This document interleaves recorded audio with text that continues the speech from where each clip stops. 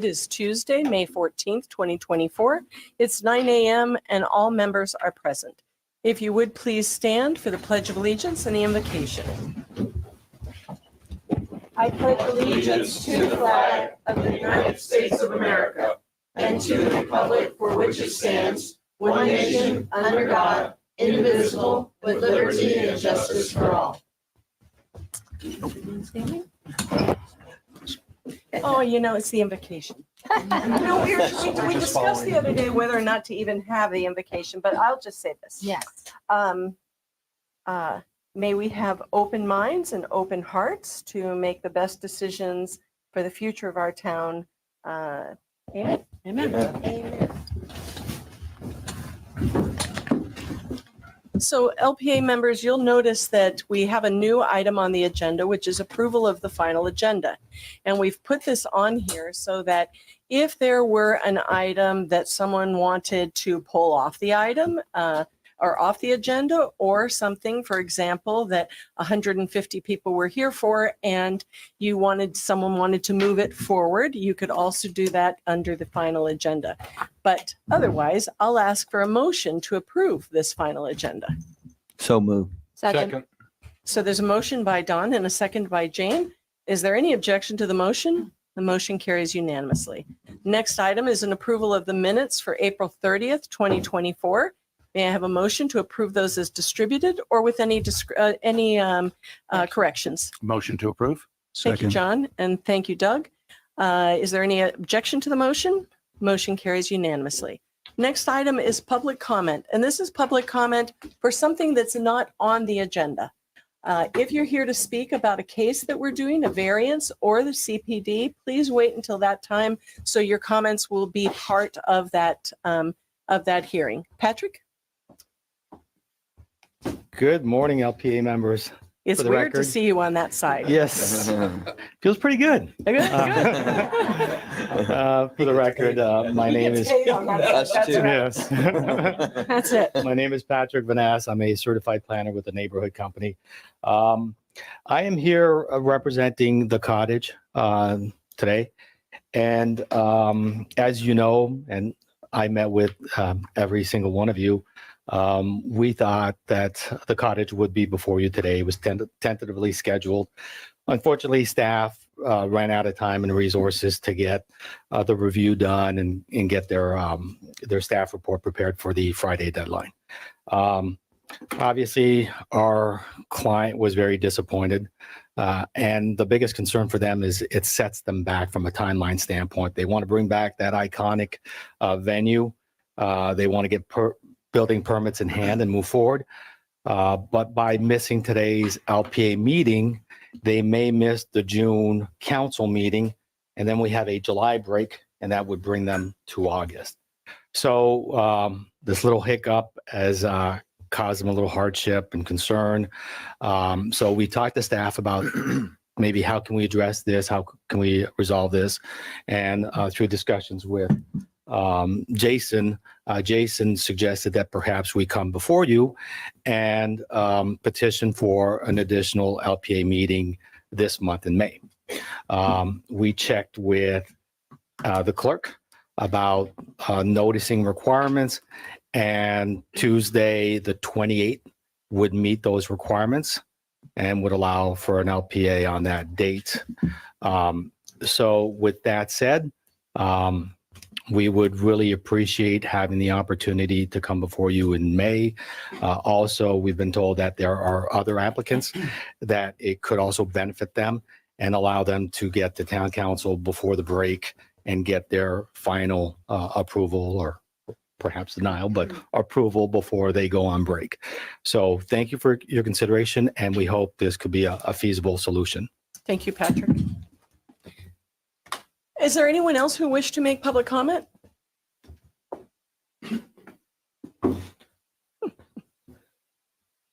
You notice I'm not calling you by name. No, I'll tell you my name. Fred Drovlik, for the record. RVI Planning, a certified planner with RVI Planning and Landscape Architecture. I'm here this morning on behalf of London Bay Development Group and the Outrigger project. We've been in with staff through 2 rounds of comments. The We're working with them, working very hard and diligently to try to move this forward. Similar, timelines like Patrick was saying about his case. There's urgencies to this, particularly when it comes to the council meetings in August, September. There's budget meetings. It gets really clogged up, and then there's election time. So there's a bunch of things working together with that. Plus, it's a fairly complex case. There's a comp plan amendment piece. There is a CPD. There's a lot of conditions. There's a lot of moving pieces to this. So we're here to request. I wish I would have went first. So we're here to request a possible additional meeting in late June because I don't think we'll be able to make that 11th. And it's the case. I think is going to take a while to present. There could be a fair amount of public. In order to make this clear, our presentation will probably be an hour and a half, plus the LPA's questions, possible public input. I think it could be, a morning. So I think it might be best to be dedicated to that project alone for that day. We were thinking of June 25th to get in before the break as a date. That would give also staff the most possible time to complete their work and for us to work with them in getting that moving forward. So that was our thoughts, and that was our request before you this morning was an additional meeting in June. Sorry about the additional meetings. It's a very busy time, and we appreciate your work and your diligence on this. Thank you, Thank you. Fred. Okay, anybody else wish to speak? Patrick, you can't double dip. You know this. I'm putting another hat on, and I'm here speaking on behalf of Myers side that is on your agenda. However, we have some people in the audience that came today, and we're hoping to speak before the item because it could take a while. They have other things to do. They understand that it's better typically to speak when the item comes up and is discussed. However, they want to provide some general comments about that project, the property, and their relationship with the owners. And they'd like to speak if they can. That's before the totally petition. up to them. Great. They Thank you. don't want to be part of the record. That's totally up to them. So if you would like to speak now, you're welcome to. Was all that hoopla just for you, Ellen? Oh, in the back.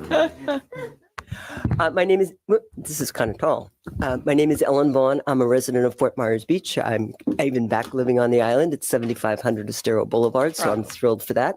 And I'm here to speak on behalf of Myers side. I've known Beverly and Roland for many years. They've been hoteliers on the island for 10 years before Ian, and I've probably known them for that entire duration.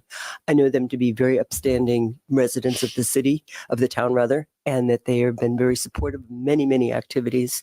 And they had plans to increase the number of cottages that they had, and all their cottages were washed away. So they came up with a new plan, and I think they were to be applauded for being hoteliers here before the storm that have stood by and come back with a plan that is quite different than what would have been acceptable beforehand. But our world is very different post-Ian. And I think as a town, I'm seeing nods. I think we recognize that. Even with it, its increased density is still within the boutique hotel range. And I think would set a fine, I don't want to call it a standard or a precedent, but a marker for what will be supported on behalf of people that were here before and choose to stay and want to help this town regrow. Thank you. Thank you, Ellen. Is there anybody else? Yes, ma'am.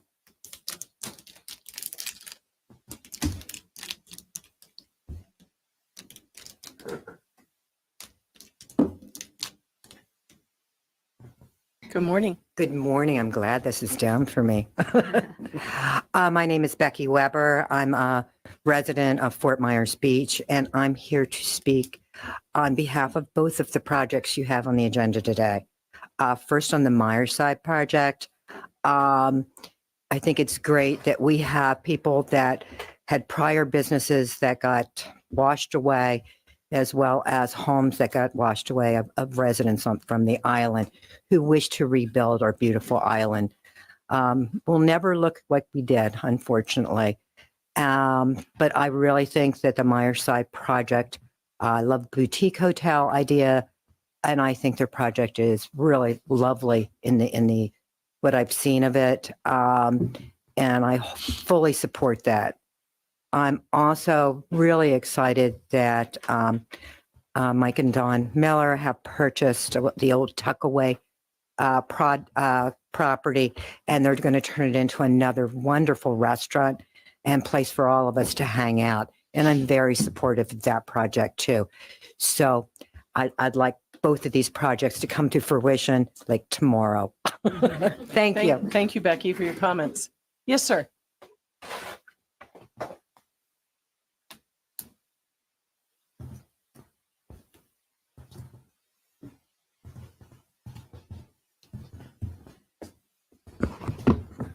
Good morning. Good morning. My name is Dale Snow. I've been coming to the island for since the early 90s. I've been a resident of the island since 2014. And on a personal basis, I'd like to say that when it comes to Bev and Roland, they are genuinely two of the kindest, caring people that I know. They're very involved in this community. They operate with integrity. Their value proposition is beyond question as far as I'm concerned. When you think about this project, I've seen the plan, and like Becky, I'd like to absolutely see this go forward. Certainly there's a retail component, but there's also the health and wellness component of that. And when you think about the services that are still lacking on this island, you know, that's something that for a 70-year-old, I'd like to see some of those services back. And so I'm very interested in all of it. And I think it would be important to see this come to fruition as well. I think, too, when you think about, it's been, almost 20 months of help. I mean, for all of us. It's not been easy. We're all learning. The new normal, hopefully, is starting to settle in, whatever that means. But I think, too, what I'm trying to say with that is, given their prior commitment to their commitment to this community is real. It was here before. They stand before you today. I'd like to see this project move forward. And I think the people that couldn't be here today, there are lots of people that could be saying the same things that we have. So thank you much. Thank you very much for your comments. Is there anyone else who'd like to speak? Okay, we'll close the public comment. And we'll move on to our first public hearing. But things are a little different in this meeting. So please turn your attention to our lovely attorney, Nancy, who is going to explain these new procedures we have. Thank you, Madam Chair. So as you recall, the town council recently amended a section in your code that does provide for decisions that this body makes in 3 different types of cases, one being a variance, which you have 3 on your agenda today, a variance, a request for an extension, or some type of documentation that a condition of approval has been satisfied. The town council places great trust in the decision and the reviews that the LPA makes, and has delegated the authority to you to constitute final agency action if your decision on one of those 3 items is unanimous. There's also a new opportunity for anyone in the public to request an additional review of something that may have been voted unanimous of one of those 3 items. And they would be required to provide the clerk with a notice that they want to have an additional meeting. In that situation, if it's received within the 10-day period, it would be status quo, and your variance, your request for extension or satisfaction of conditions would then go to the town council, as we have in the past. So with that said, when the chair reads the title, it'll simply be a resolution to talk about the request that is before you. I do have the notice that I give regarding quasi-judicial hearings, regardless of if they are a variance or any other type of quasi-judicial hearing. So there'll be a new paragraph there. And depending on what your vote is, the form of the resolution that would be approved is going to be a little bit different too, because the resolution form that you have in your packets is typically the one that would go to the town council We have prepared a draft in the event that any of the variances on today's agenda are unanimous, that we can go ahead and fill in the blanks for that during the meeting and ask the chair to sign. Again, once the resolution is signed, the decision is made, that would start the 10-day clock. So if anyone wants to request an additional hearing, again, that opportunity would be available. So we will talk a little bit more about this too. I think at the end of the meeting today, when we talk about our procedural rules. But thank you for the opportunity to go ahead and give that little highlight. So when things are a little bit different, everyone has a good understanding as to why. Thank you, Nancy. Would you like to swear everyone in at this point who'd like to speak, or do you want to go through the variance quasi-judicial? I Script. think we're back to going through our regular procedure. I would ask that you perhaps announce The title? the title, and then we'll go through the process. Okay, so our first hearing today is VAR 202-40111. It's 5662 and 5664 Estero Boulevard. This is a resolution approving or approving with conditions or denying variance 202-40111, which is requesting a variance from Land Development Code 34-1174B to allow an accessory apartment closer to street than the principal building in the RM zoning district for the property located at 5662 and 5664 Estero Boulevard, providing for clarifications as necessary, providing for conflicts of law, Scrivener's errors, severability, and providing for an effective date. Thank you, Madam Chair. Yes, go I'm ahead. sorry, I No? misunderstood your comment to me. I do want to go ahead and provide the comments to the public and everyone. So basically you have, I believe, 5 items on your agenda today, Mhm. 3 of which are variances and 2 of which are rezonings. And variances and rezonings are quasi-judicial in nature, and these require our public hearings to comply with procedural requirements that have been established in Florida law and in our land development code. So quasi-judicial proceedings, they're less formal than proceedings before a circuit court, but they are more formal than the remainder of our meeting and follow the basic standards of due process that requires certain notices be provided, the application of the correct standards, and the decisions to be made on competent and substantial evidence that's presented to the LPA, either in written documents or through oral testimony. Once the testimony and documents have been presented, the LPA then evaluates the testimony and the information for each item and draws a conclusion regarding whether the criteria in the Land Development Code or in state law, as may be applicable, has been satisfied. So pure speculation or opinion that is not based on competent facts cannot legally be considered by the LPA in evaluating an agenda item as competent and substantial evidence.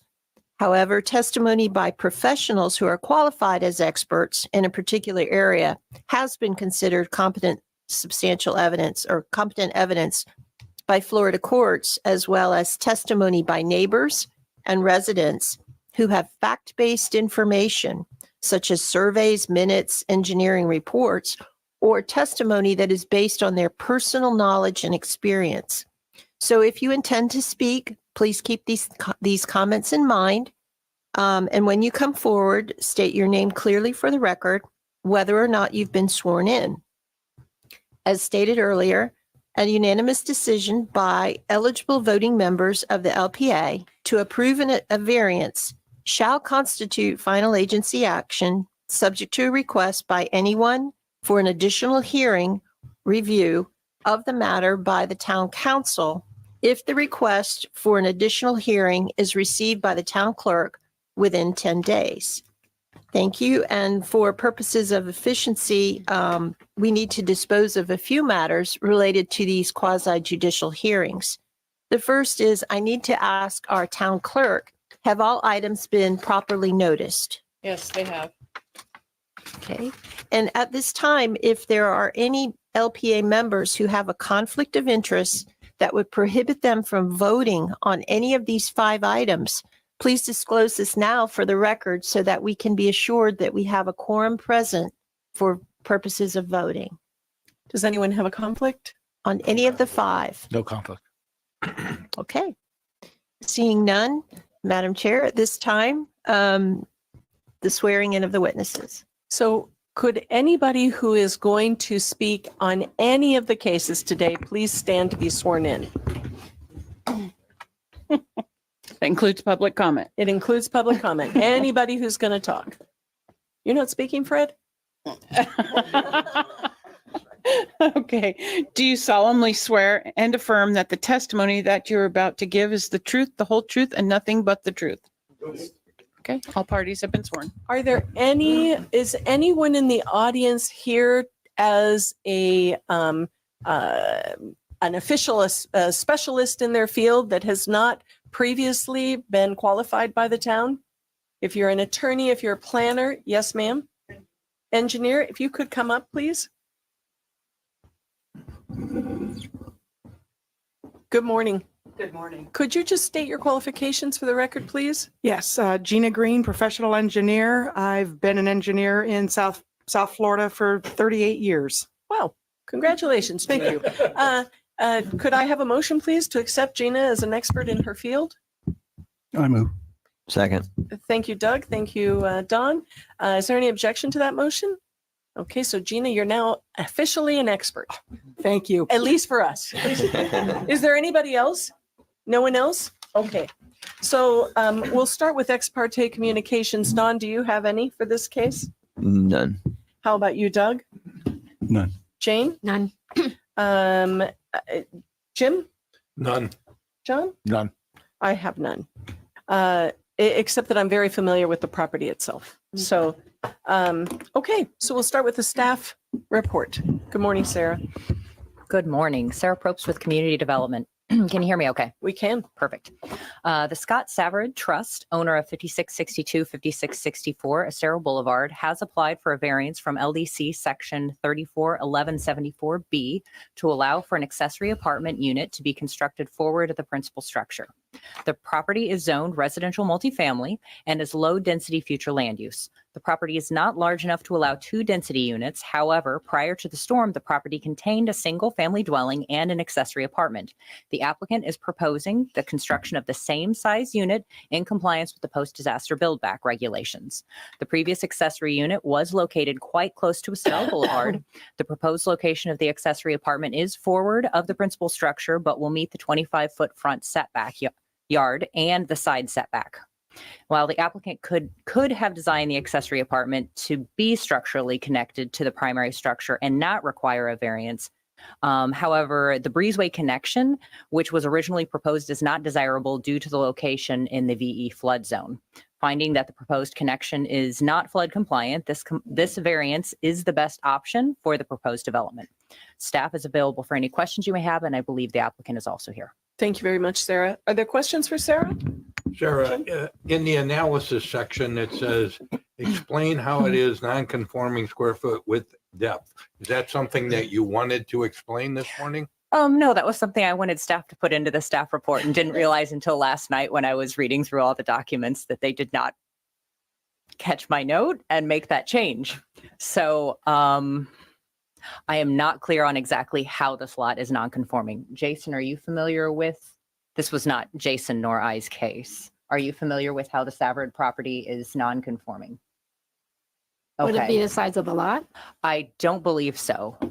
It's large enough for a single unit. So that's why I put that note in there, because I was not sure why it was considered non-conforming. How does that impact this? I think that it was just a note that staff wanted to include, but I can text staff and find out why that might be. They're That's a in great- the other that's building, and great. If the applicant is here and they want to say anything, or if there are any other Maybe questions. the applicant knows. That's true. Okay. Okay.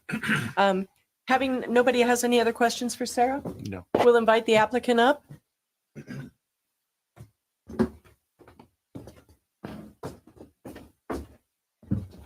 Good morning, planning agency members. My name is Chad Capps.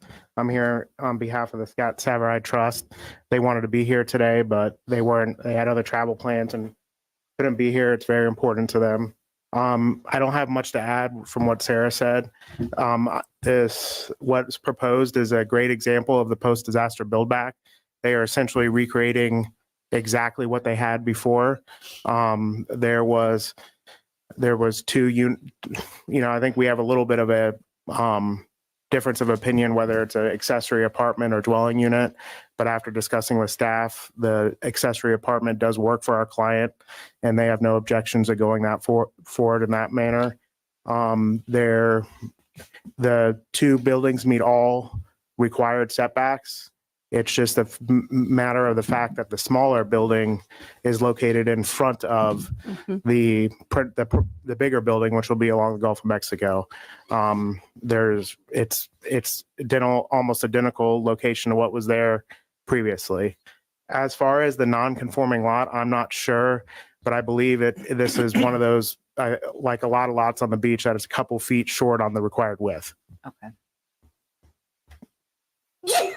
Bless you. Oh, thank you all. Okay. I was just told that it is the width. It's the width. Yes. Okay. Thank you very much. Any questions for the applicant? I have a question. Does the applicant accept the conditions that either they or a family member will reside on the property? Yes. Any other questions for the applicant? No? Okay. Thank you very much, sir. I'm going to sneeze again. Well, thank you. We'll open the public comment. Does anybody have any comment on this case? Hearing none, we'll close the public comment. LPA members, any conversation on this? Don? No, ma'am. Doug? Jane? No, I do think it's a good example of the pre-disaster build back, bringing it back at post-disaster build back, bringing it back at the basic same size as it was, which has not happened in the past, but I'm happy to see that they did comply with that. Anything, Jim? None. How about you, John? No, I'm good. Thank you. Okay, I'll entertain a motion, please. A motion to approve, approve the requested variance based on competent and substantial evidence that the criteria in section 3434-1174B of the LDC is satisfied. Having heard the testimony in the hearing, review the agenda materials and approve subject to the conditions listed in the materials. Second. How many conditions were there? Three. Three conditions. Okay, there is a motion, a very good motion, and a second. Red and word. competent. And a second. Is there any discussion on the motion to approve this request? Hearing none, your vote, Don? Aye. Jim? Aye. Doug? Aye. Jane? Aye. John? Aye. Aye. The motion carries unanimously. Madam Chair, this is an excellent example of the new ordinance that was just adopted in play. So the decision's been made by the LPA, and so if there is anyone that would request additional review by the town council, there is a 10-day period now that would begin to toll to make that request. Otherwise, our decision is final. They won't have to present their case to the town council, Correct. which saves them a lot of time and money and everything else. Okay, number one down. The second one, variance 2024-0095. This is at 714 Estero Boulevard. This is a resolution approving with conditions or denying variance 2024-0095 to allow a 12.5-foot variance to the required 25-foot street setback and a variance of 14.5 feet from the required 20-foot rear setback for the property located at 714 Estero Boulevard, and providing for an effective date, providing for clarifications as necessary, providing for conflicts of law, Scrivener's errors, severability, and providing for an effective date. Don, do you have any ex parte? I do not. How about you, Doug? I do not. Jane? None. John? None. Jim? None. I have none as well. Jason? Good morning, Good morning. LPA member, I like LPA your members. haircut. Thank you. My Like- wife does too. Most importantly. Indeed. I thought I could make it all the way through hockey playoffs with that beard, but it wasn't going to actually work. So my name is Jason Smalley. I'm with your Planning and Zoning Department. I'm here today to present the variance request for 714 Estero Boulevard. As Madam Chair had mentioned before, there are two requested variances, one for the street setback and one for the rear setback. They're requesting 12.5 feet at the front at the shortest distance, and they're requesting 14.5 feet at the shortest distance on the rear to both the rear and front property lines. I would make note that this property does have located on it a portion of a 7.5 foot roadway easement. This is to provide access for other lots that are in this cluster of lots. If you remember, these lots were afforded an allowance through what the staff refers to as cottage code amendments. The applicant has determined that, excuse me. That's okay. The applicant has determined for their uses that they were going to forego that and instead request two variances to build a structure that would more meet their needs and the economic reality of redeveloping on the beach. The applicant has requested or is proposing a structure that is going to be 2 stories. Again, that would be in conflict with the cottage code and is another reason why they have not availed themselves of that option. The applicant, the footprint that the applicant is providing would accommodate up to roughly 2,100 square feet total between the two livable levels. They are also requesting to or proposing to enclose a 200 square foot area on the ground floor for storage of things, bits and bobs. And they are also proposing a enclosed elevator shaft to provide for easier access into the structure. One thing I will point out that staff has put a site-specific condition of approval on here. That is condition number 1 at the end of the report. And this is to mirror what has been allowed for in the cottage codes, where we're requesting that, with the exception of the elevator shaft and these 200-foot storage, that they leave that area open.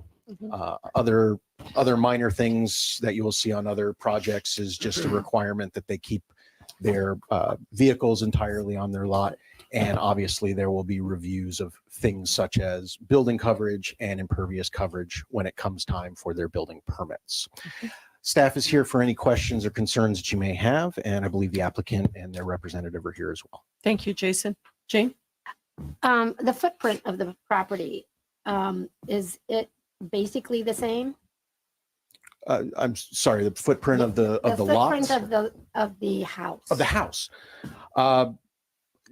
Actually, I can attest to what the previous structure's size was. I apologize. After the structures are gone from the site, unfortunately, they're very difficult to find through LIPA's records.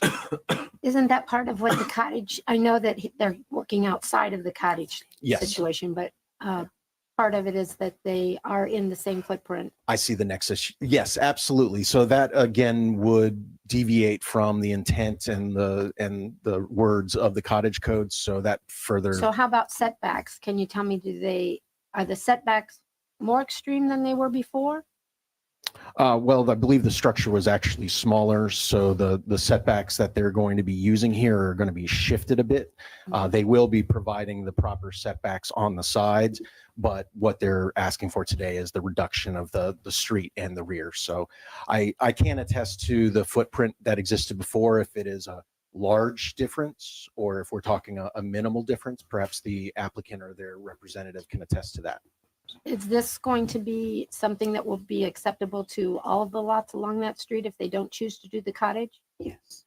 Well, we haven't received any appeals of the decision or of the request from any of the neighbors, so I'm not aware of anybody that may not appreciate it, but it is allowed for if the variances are approved.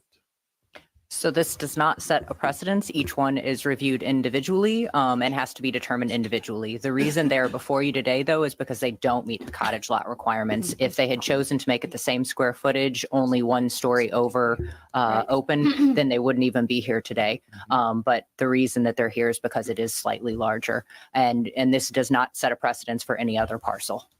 Okay. Any other questions for Jason? Anyone?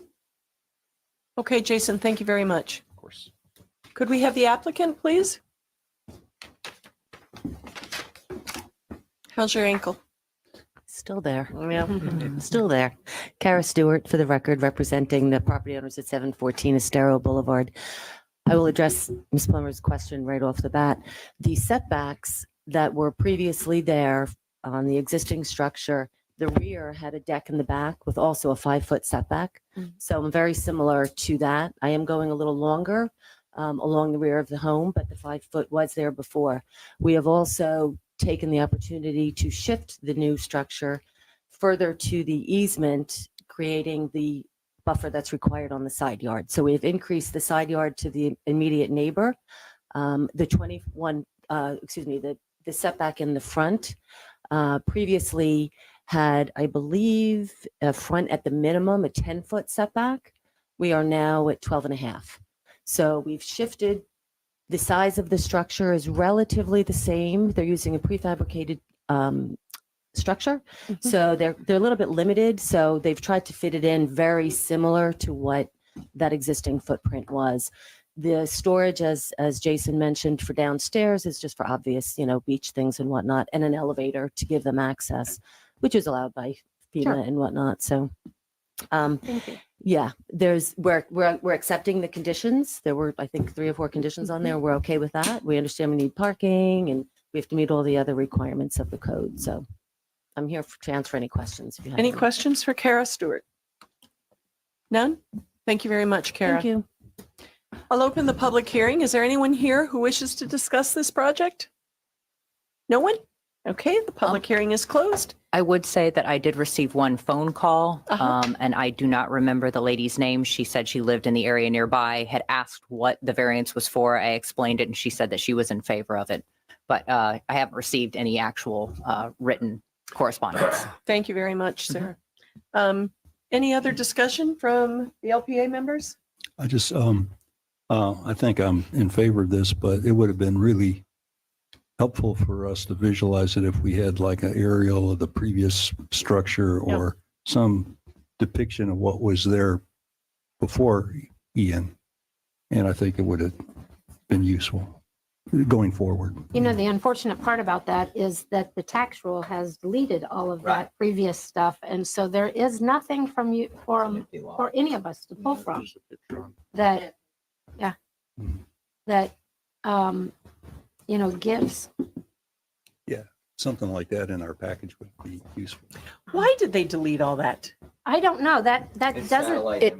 It is actually available. There's just a certain way to find it. I'm going to show Jason how to find it. Can you give us that information, how to find it? Because that would be. I can tell you right now. Well, if you go to the Lee Property Appraiser site, in the upper right-hand corner, you can change the year. And when you change the year, you can change it back to previous tax rolls, and then you can look at the property data down below. You can also go where the picture is of the property. There's a subject picture, and you can go back years. With the year as well, and it'll go back to the 80s. Okay. Well, that's great. Okay. Are there any other questions for staff or the applicant? If not, may I have a motion, please? You're so good at it. Afraid to. I know. Go ahead. You can do it. Go ahead. Go ahead. You can read it. This is new. Don't get nervous, No Doug. pressure. No pressure. Yeah. I make a motion. There's in the title. Let's see. We got to fill in the blanks. I make a motion to approve the requested variance based on competent and substantial evidence that the criteria in section, what was that section number? 34-3. 34-3 of the LDC is satisfied. Having heard the testimony at the hearing, review of the agenda materials, and subject to the following conditions, the conditions established by staff. Excellent. With the conditions, yeah. Is there a second for that motion? I'll second. Thank you, Jane. Is there any discussion on this motion for approval? Hearing none, your vote, Doug? Aye. Jane? Aye. Don? Aye. Jim? Aye. John? Aye. Aye. Motion carries unanimously. Amy, we do need to have the section of the code in the description so that we can properly put that in. We're working on it. Okay. Yeah. Or maybe it's not your deal. All of this one referred to was, I think, the table.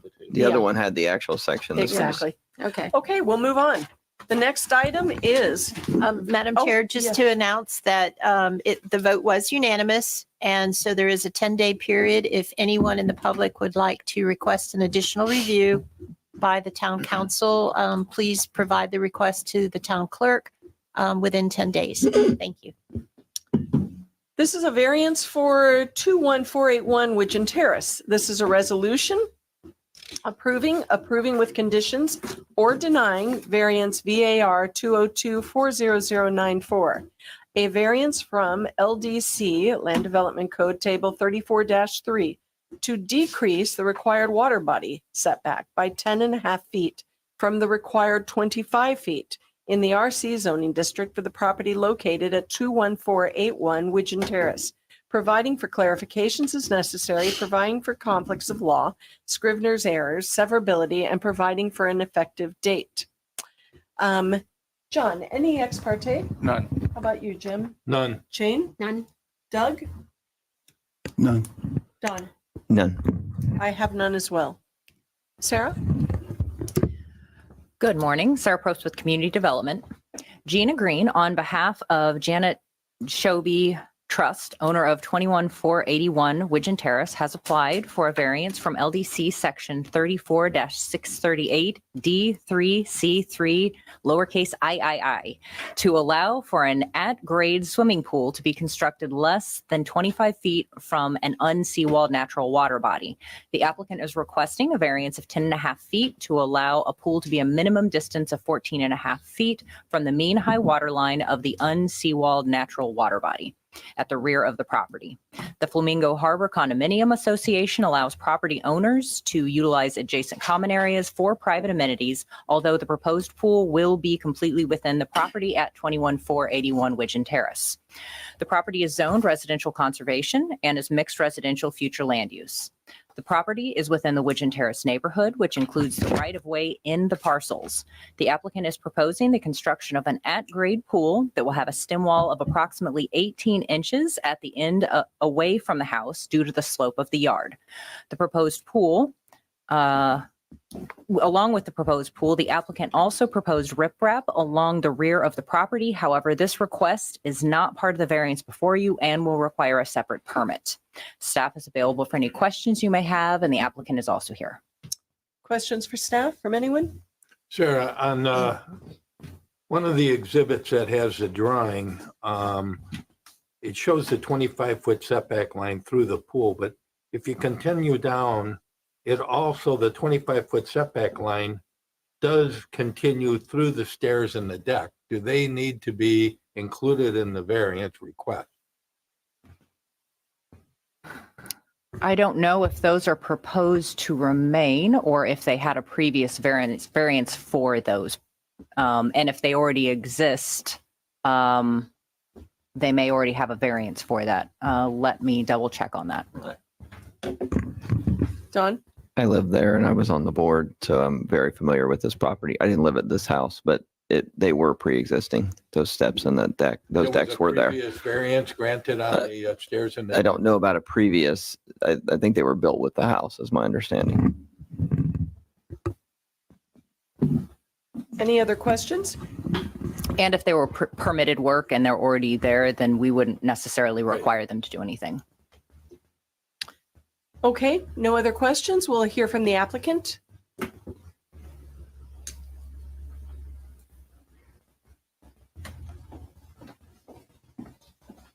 The expert engineer, Gina. Good morning. Good morning. For the record, Gina Green, engineer. The question as far as the stairs on this property, they were existing with the house and built and constructed, have been there for ever since the house was built. So they were pre-existing. As far as whether a variance was ever, probably at the time that they were built, there probably wasn't a need for a variance on those. So that's not any part of the work with this. This work is just for adding this pool.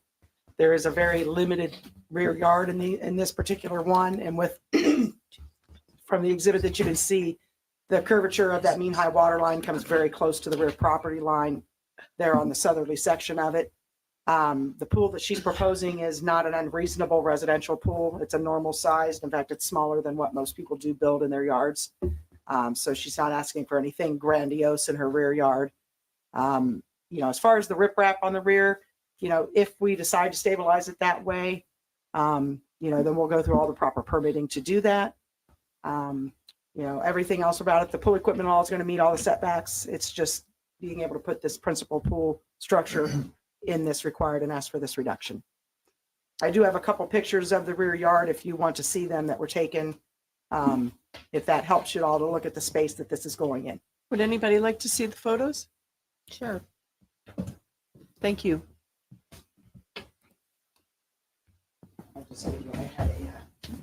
Thank you. Very last page, there's a couple recent pictures of the rear yards. Thank you. Thank you very much. Thank you. Thank you. For the record, yeah.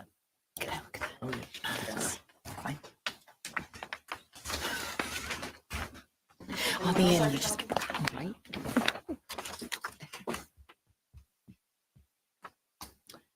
Any questions for Gina? Any questions? I have one John? question. I'm a little bit confused as to whether this is an at-grade pool, an elevated pool. The picture appears that there's a small difference in elevation. Because she's choosing not to put a deck around the pool and leave it at natural grade on the rear, the pool, just so that you don't have debris and all wash into the pool, there will be the beam will be raised above grade, but it won't be a elevated pool. It's just the beam is raised up to have a step up on, like a curved pool would be on a pool deck. 18 inches. Yeah, 18 inches on the back side towards the water, just because of the natural slope of the yard. Up around the house, it'll be more like, 8 to 10 inches. 10 inches a normal curb for a step up onto a pool that are on regular pools that you see. A lot of older pools were built with a raised curb around them. This is the same thing. It's just going to have natural grade around it rather than a deck. Thank you. Any other questions? None? Thank you very much. Thanks. We'll open the public hearing. Is there anybody here who'd wish to speak on this project? Seeing none, we'll close the public hearing. LPA members, any questions additional for staff or the applicant? If not, may I have a motion, please? A motion to approve the requested variance based on competent and substantial evidence that the criteria in section, where is it? 34.3.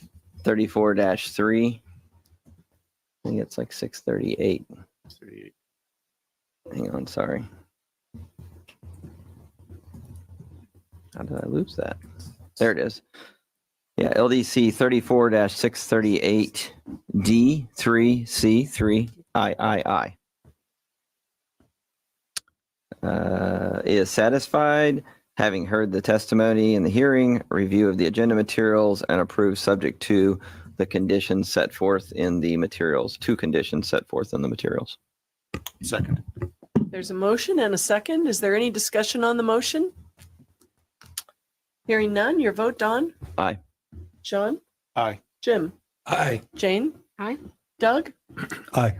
And I vote aye as well. Another unanimous vote for the project. Yes, and also I'd like to clarify for the record that it is 10 business days rather than calendar days. So it's actually a little bit longer period Thank you, of time. Nancy. Okay. Anybody need a break or we move into the CPDs? Yes. Okay. So we're going to just have a quick 10-minute break, please.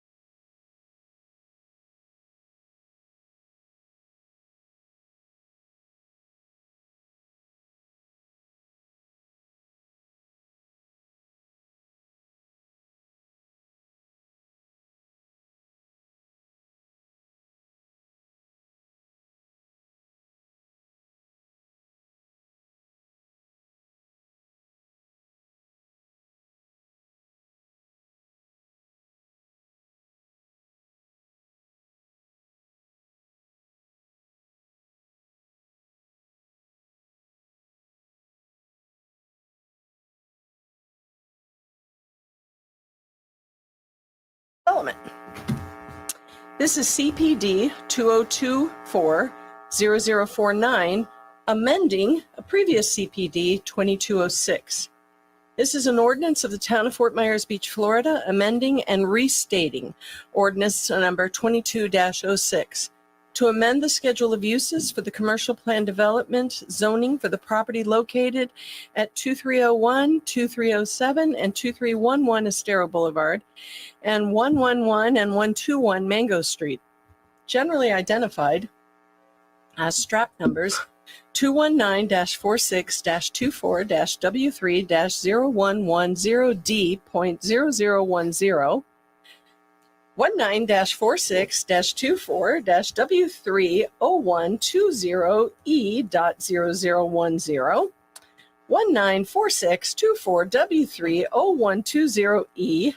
19-46-24-W3-0120E.0020, and 19-46-24-W3-0120E.0030, Fort Myers Beach, amending the master concept plan for the restaurant use or uses, providing for revisions to conditions of approval and deviations, and other clarifications as necessary, providing for repeal, conflicts of law, scrivener's errors, severability, and providing for an effective date.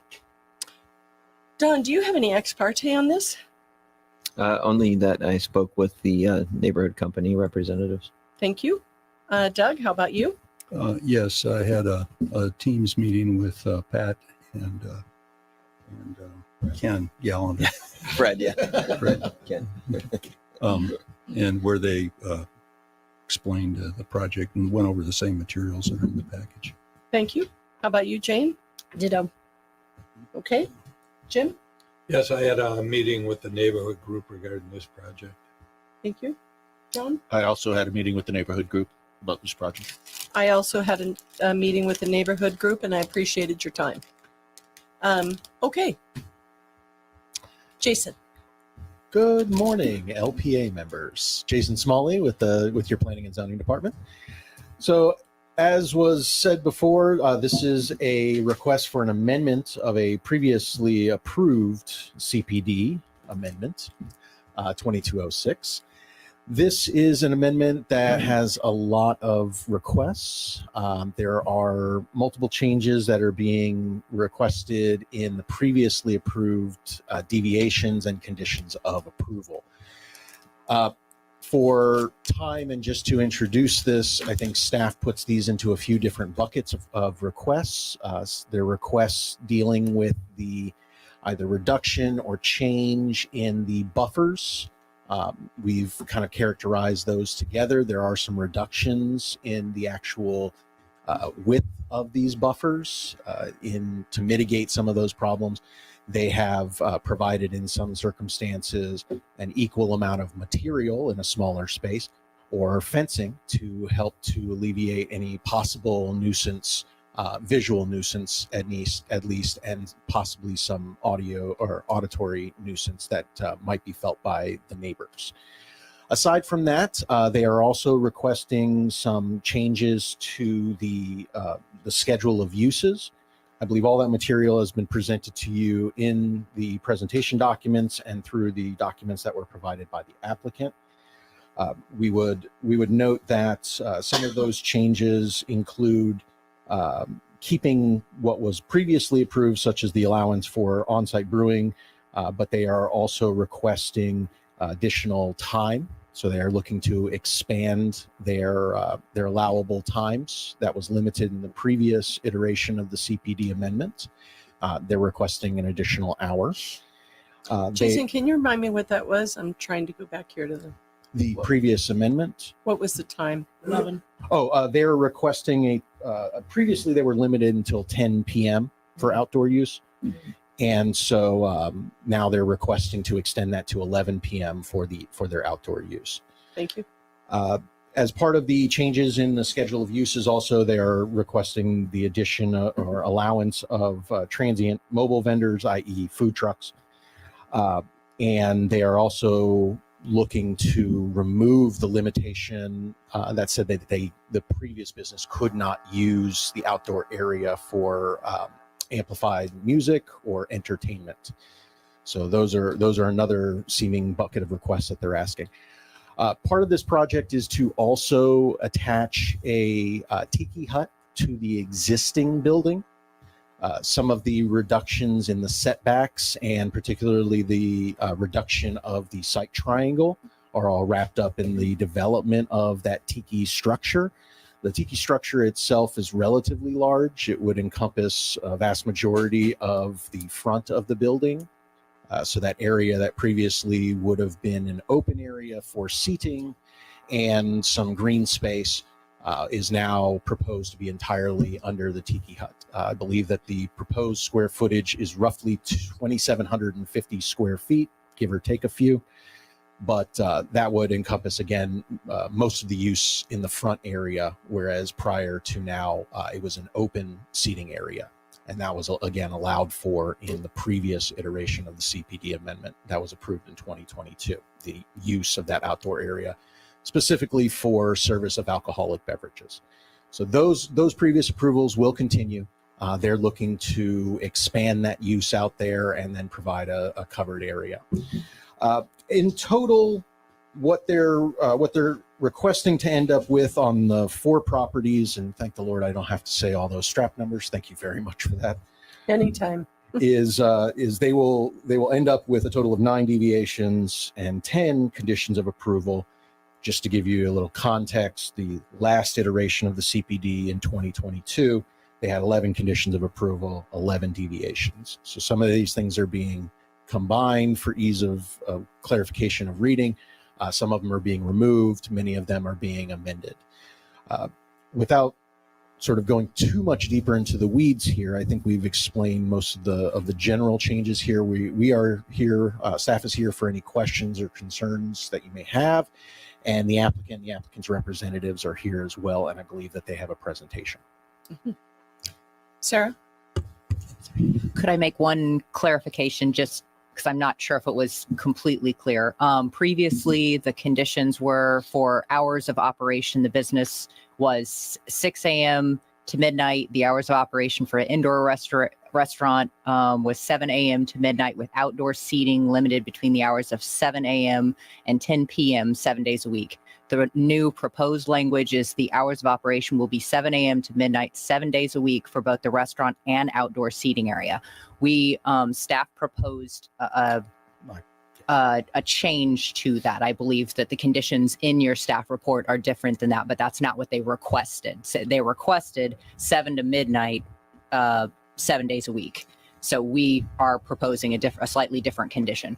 And then on the amplified music, previously it said no amplified music or entertainment is permitted outdoors. The proposed condition from the applicant is amplified music or entertainment is permitted outdoors until 11 p.m. within the designated areas on the master concept plan and will be oriented will not be oriented toward residential uses. So those were their proposed conditions. But the regarding the hours of operation, there was a slight change from staff. Thank you. Questions, Don?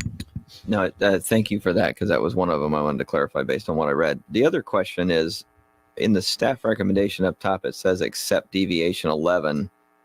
And I thought I saw deviation 11, but then I see new deviation 11, which will be renumbered to 9. So my brain is not following that. So can you help me? I agree. There were renumbering. Yeah. I'd rather have. So are we eliminating 9 or number 9 or? So there, as some of these have been requested to be eliminated, they are the applicant has compressed some of those numbers so that we don't have gaps in the numbering. Yep. Ms. Plummer, I absolutely agree. This was something that the applicant and I went back and forth on, and quite honestly, I think they did a really good job ultimately of getting the numbering in something that was usable for me. Mm-hmm. But I can completely understand that numbering may be a little confusing, especially since this will be the 3rd iteration of the CPD on the property. And many of those are carried over year after year. Sometimes just easier to see the strike through and then new, so that you know where you are instead of going, this is now this and that. So there are 9 deviations, correct? Yes. Okay. So it's new deviation 11, which is going to be renumbered to 9. Okay. Got it. Yeah. Thank you. Thank you. Just to make it easy. Yeah. Okay. Questions for Jason? Doug, any questions? I have a comment. I don't have any questions. But I think the one thing that I'm not sure I'm in favor of is I think we're calling it deviation 11, the reduction of the sight triangle. A little Sight concerned about that. Yeah. I drove out there this morning myself and checked the intersection. May I I? live on that street, and when they planted trees on that frontage of where the porch was, that was a problem. As long as they kept it all below, 3 feet, where below the window level of your vehicle, that is fine. Because that was my concern, and I went over it with Patrick also about that triangle. And now with the 8-foot sidewalks, that really changes it also from when this was originally proposed. But that was a big issue for me, because you have to edge out there so far that you're in the bike path, and you're in the you're in I found everybody's myself, way. even though there was a lot of visibility, I actually found myself edging into the crosswalk in order to make sure that I can see, even now. So, Yeah, and I had the same concern. The one thing that's I think positive is that you have the trolley stop there, so it gives you a good angle. But I don't know that there's a way. Well, I mean, even before with the tables out there and the shrubs, I don't know. And when I came to your house, you couldn't see without getting into the crosswalk. Right.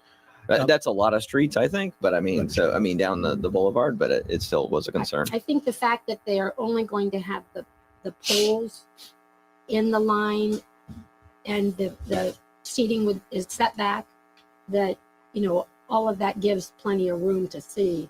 But I really want to restrict any trees, any height things in the front, because that does block what's coming down the road on the sidewalk. Probably under 2 feet, right? I mean, you would want something under 24 inches tall there. Yeah. The code when we review this, and maybe I should take a moment to step back just to clarify it for anybody watching. So in normal zoning, they would be required to provide a 10-foot triangle. So this would be 10 feet off of Estero. Everything would be pushed back in there. But to both of the members' points, yes, when we review for the normal allowable uses in there, or required uses like buffer material, trees or hedges, no trees would be allowed to be in there that had any branches above 2 feet and lower than 6 feet.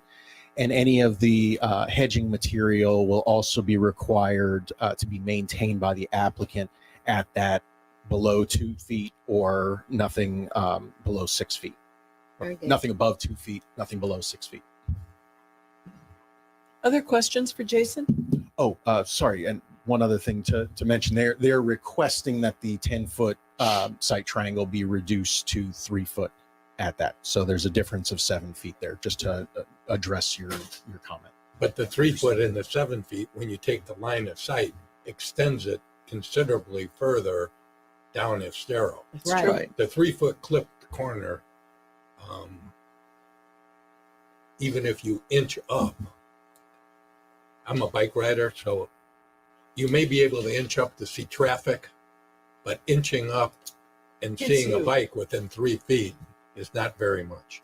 And I think staff wanted to make that apparent, that we did have concerns. We respect and we want to see the site triangles put in there. And part of the applicant's presentation and what they've given to us is their attempt to try and mitigate some of that possible risk that's going on there. But I believe there will be some amount of risk that is still inherent with the project if it's approved this way. Don, any questions? I'd like to hear from the applicant. Okay. Thank you very much, Jason.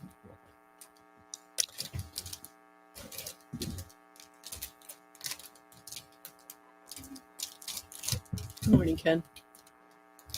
Good morning, Madam Chair, fellow LPA members. For the record, I'm Ken Galander with the Neighborhood Company, here on behalf of the applicant. Obviously, I have a presentation here. Just real quick, we're representing 1249 Estero Adventures LLC, Mike and Don Miller, and we're the applicant agents, neighborhood company. My typical, the background request, discussion analysis, and a little bit of findings. I don't know if we need to delve into a lot of this because I think we know where, a lot of your concentrated questions are on this, but it is a relatively smaller portion of the property. It's 0.65 acres. It was an existing restaurant, food service use, compatible and complementary to the surrounding area along this busy boulevard, as we know, Estero Boulevard. Here's an aerial of the location. A little zoom in for you. What we're wanting to do again is, and thank you, Jason, for your presentation as well, to reopen a restaurant that would encompass the entire building, expanding the outdoor seating area that existed, provide that tiki structure or the outdoor structure to cover that expanded seating area, allowing for the outdoor entertainment is limited to 10 p.m.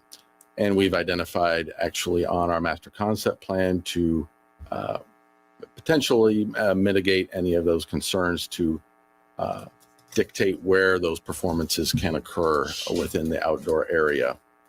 Ken, can I ask you a question Yes, here? Because I was like, what's the deal with the food truck? Because it's going to be a restaurant, right? Understood. But Yeah. now I don't know. I didn't see interim in there, so you're thinking much like they did at the Beach Whale. Yes, ma'am. Okay. So yeah, the idea is as they are working through permitting and things like that, let's They want have to that. utilize the property. Yeah, and we appreciate staff actually bringing that up to us as an opportunity to work in that interim sector for that use. Okay, great. And to confirm the conditions, the 6 a.m. to midnight for the operations of indoor and outdoor, but the outdoor to 10 p.m. Let me clarify that. 6 a.m. to midnight and outdoor from 7 a.m. to 6 p.m. Oh, 10 p.m. I'm sorry. Okay. Got it. So Great. outdoor shuts down at 10 p.m. Right. That's the condition that, and we are committed to that. Thank you. Other components to this is obviously the consumption on premises. The prior amendment had a designated area that will be encompassing the outdoor seating area as well, and obviously the indoor portion of consumption on premises. Site improvements, evaluating how the parking and vehicle management of the site, and I'll just move us to the master concept plan. Now we're providing, before the entrance and exiting was one way. Now we've identified a two-way. This also allows the relocation of the dumpster so that service facility can be more easily accessible by the servicing company and maneuver through the property. The darker portion with this slashed line work is the existing structure. And then the identified area closest to the intersection of Estero Boulevard and Fairweather is the outdoor structure, outdoor seating area, and encompassing, and it's hard to see, but there are two identified areas where that outdoor entertainment can occur. The position behind that is we're identifying where those can occur. The proposed performances would be duo or solo performances. And they're oriented away from any of the surrounding residential uses, which are behind the building.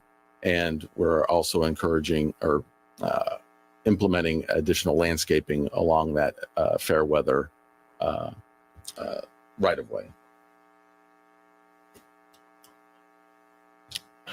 I'm going to really just, let's just skip ahead.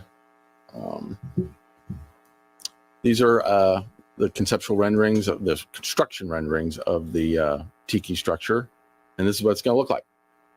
No, just this is a marketing component of what they're proposing. But you can, the gist is that the tiki structure would be oriented in the front of the building. This is the company that they're using. These are actual constructed tiki structures. So you can see the quality and the elements that those tiki structures provide. and the ambiance that they would in complementing the Sandy Bottoms development. With consistency with the LDC, improving the pedestrian connectivity, vehicle maneuvering, we wanted to provide the appropriate development standards. The building is a unique building, and the orientation and the components of the property are unique. Obviously, the redevelopment will be bringing the building up to building code, FEMA compliance. There are urban services that exist and supporting the prior use, which will then support this use. No impacts to environmentally critical areas, as this property was already developed.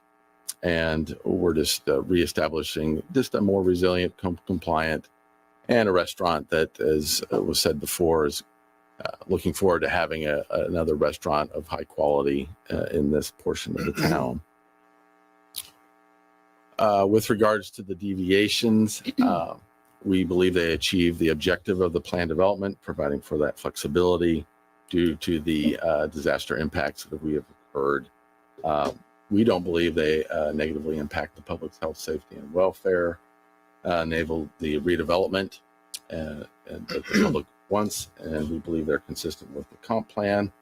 But I want to go into a little bit more in depth on this deviation, which would be 11, but is really 9. So that's proposed deviation number 9, which addresses the visibility triangle. So as was stated previously, the existing conditions, which is a photograph on the left, identifies the landscaping, the umbrellas, the seating at this within the already existing outdoor patio. This provides an element of visual obstruction as a part of adhering to the land development code for visibility triangle. The photo, the image and exhibit in the right-hand side identifies in the red, that is the application of the visibility triangle in accordance with the LDC.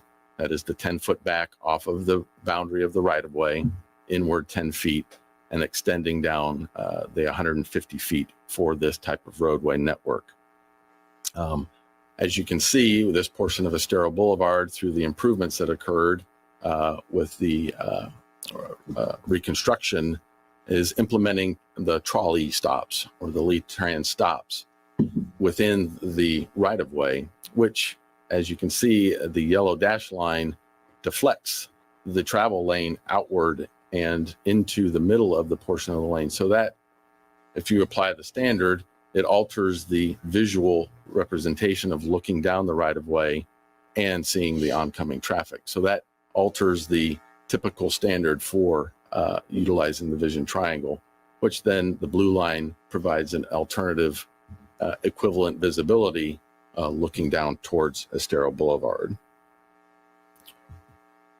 So I, as many of you have done, has driven down Fairweather and stopped at the intersection. This was a week ago, and looking down Estero Boulevard. Where are the cars? I don't know, but they're not there. Not today. So I believe it was around 11, 10 or 11. So anyway, you can see the existing patio, and that is the 3 feet behind the right-of-way line, which is where the new wide sidewalk exists. So what we wanted to do is conceptually represent the tiki structure and provide that, render that onto this image. And that is an example of what we would be proposing. We are committed to, as staff pointed out, and as code requires, limitations of any of the landscaping between that 2 feet and nothing below 6 feet. But trees are allowed within that area. On our master concept plan, we are identifying the limits of the hedge and or shrubs cannot be more than 24 inches, consistent with that code. And what we see here, in our opinion, is that visibility is equivalent to what was prior and what has existed there. The Land Development Code 34662B4A speaks to the standard of the 10 feet and 150 feet dimensions, or it provides an or statement of equivalent visibility. So we believe this structure continues that equivalent level. On top of that, we have identified on the master concept plan that this portion that's highlighted on the master concept plan, hatched differently, is a limited use. And these are conditions that our staff has identified within their staff report, and we're agreeable to.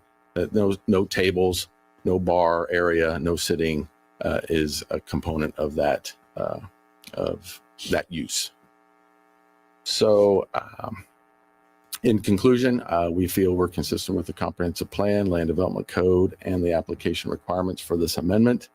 We respectfully request a recommendation by the local planning agency for town council to approve this rezoning amendment as submitted and presented. Mike and Don are here. I don't know if, Pat wants to. We couldn't keep his mouth shut either. We're doing this as a tag team. So for the record, Patrick Vanass with the neighborhood company, just providing my experience and as a resident.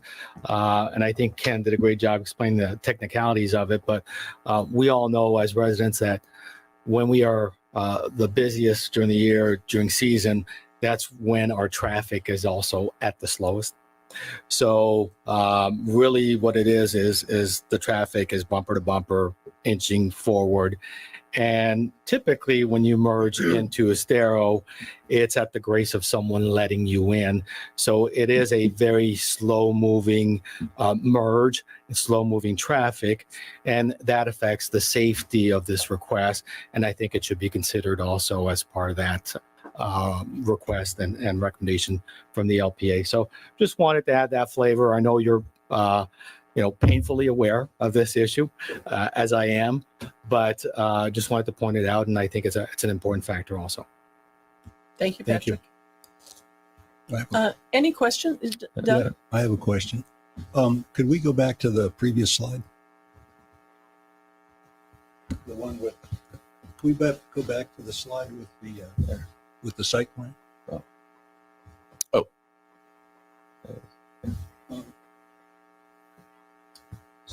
You can't talk. Talk loud, Doug. I can repeat it for you.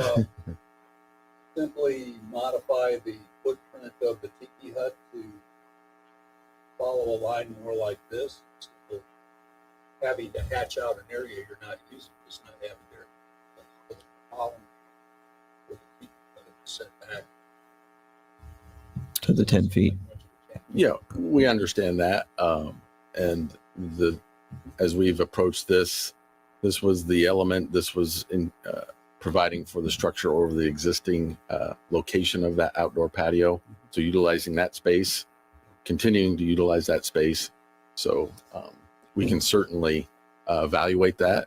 And the other comment I have is that I get it about traffic and cars, but I also see a lot of young people zooming around on skateboards and powered skateboards and bicycles. They're going pretty fast, and those things are hard to see. And my concern is afraid I'm going to hit somebody. Yeah, my comment is actually that during season, there's very little danger of an accident because nobody's moving, right? By the grace of God, or by the grace of the other motorists, you're able to get in. It's actually on the shoulder seasons that it becomes dangerous because that's people when are going fast. People are moving. Their pent-up energy is definitely being unleashed. Yeah, free. Free, yeah. I've never went this fast. yeah, that's a reality. We understand that. So Ken, what's your answer to Doug's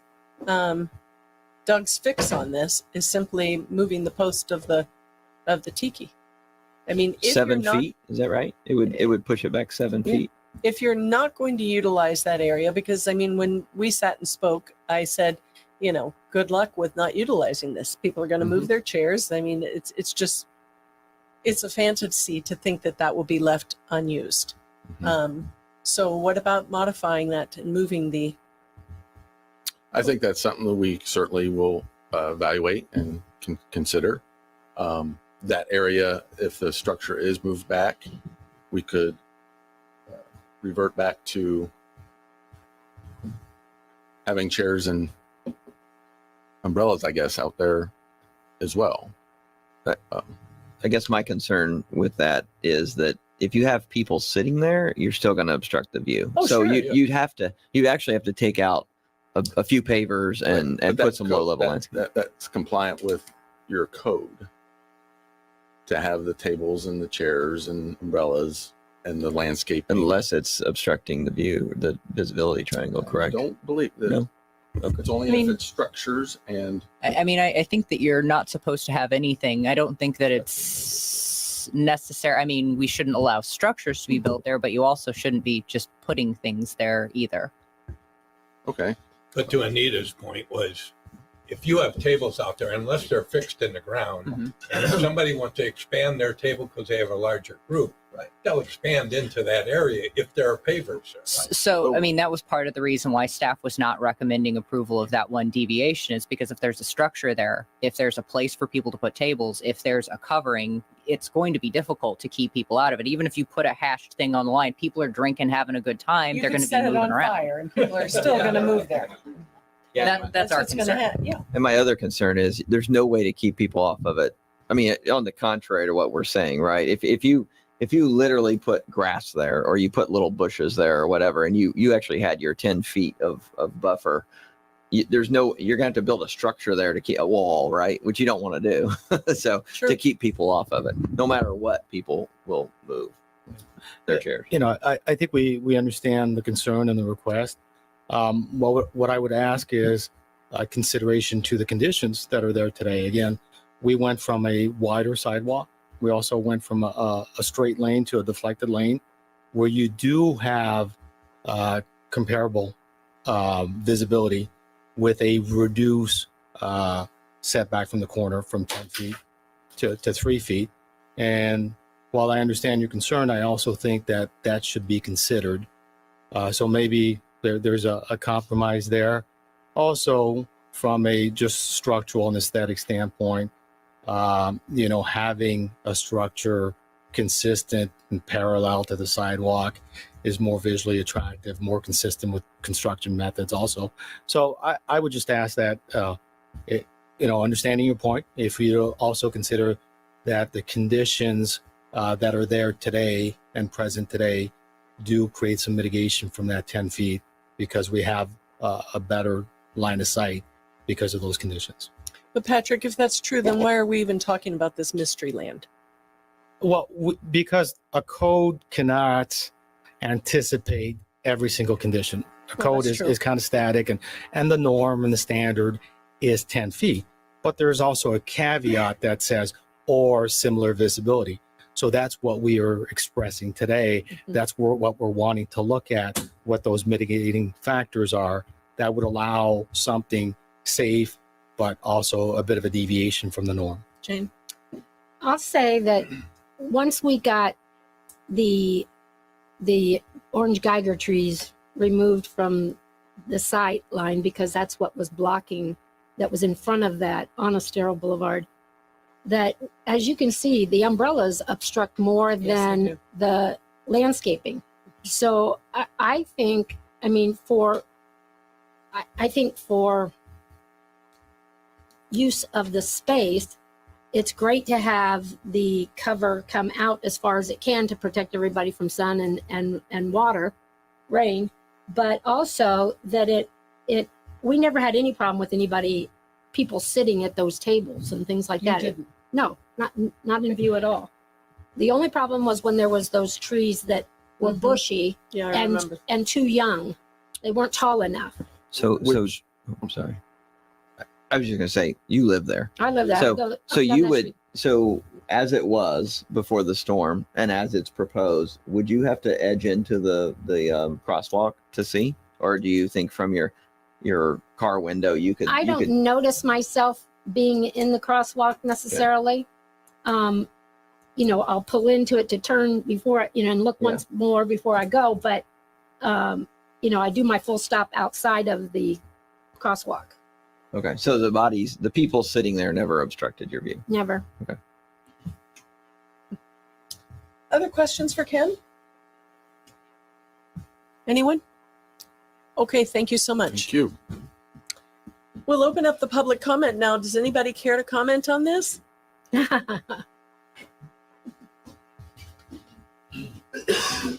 Hello, everyone. My name is Mike Miller.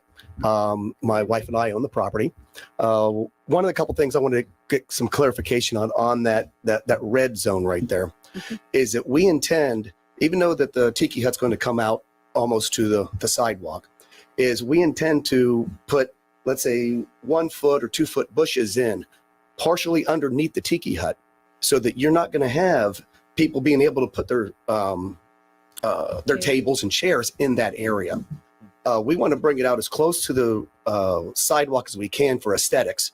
And like Jane had said, that the more you push it back, then you got your rain and everything else that's not going to be, and the sun that's not protecting your patrons. That's one of the big things. And also, even some of those trees, if they need to come out for a better visibility, we have no problem with that. It's just that, we want to get the tiki hut, a massive tiki hut attracts people, and having it narrow and thin may not be as aesthetically pleasing on Estero Boulevard than what other people would think. Okay. That's the one thing about so you're still going to have your visibility, and there won't be people putting chairs and tables in that area unless they're going to fall over into the bushes. Yeah. And I can help. Which may. No. Now they may fall into the bushes, but they're going to still be, Never if say I never. lay down If right they're now, I'm laying still down, within yeah. 2 feet, huh? Yeah, there you go. You lay down. Thanks very much.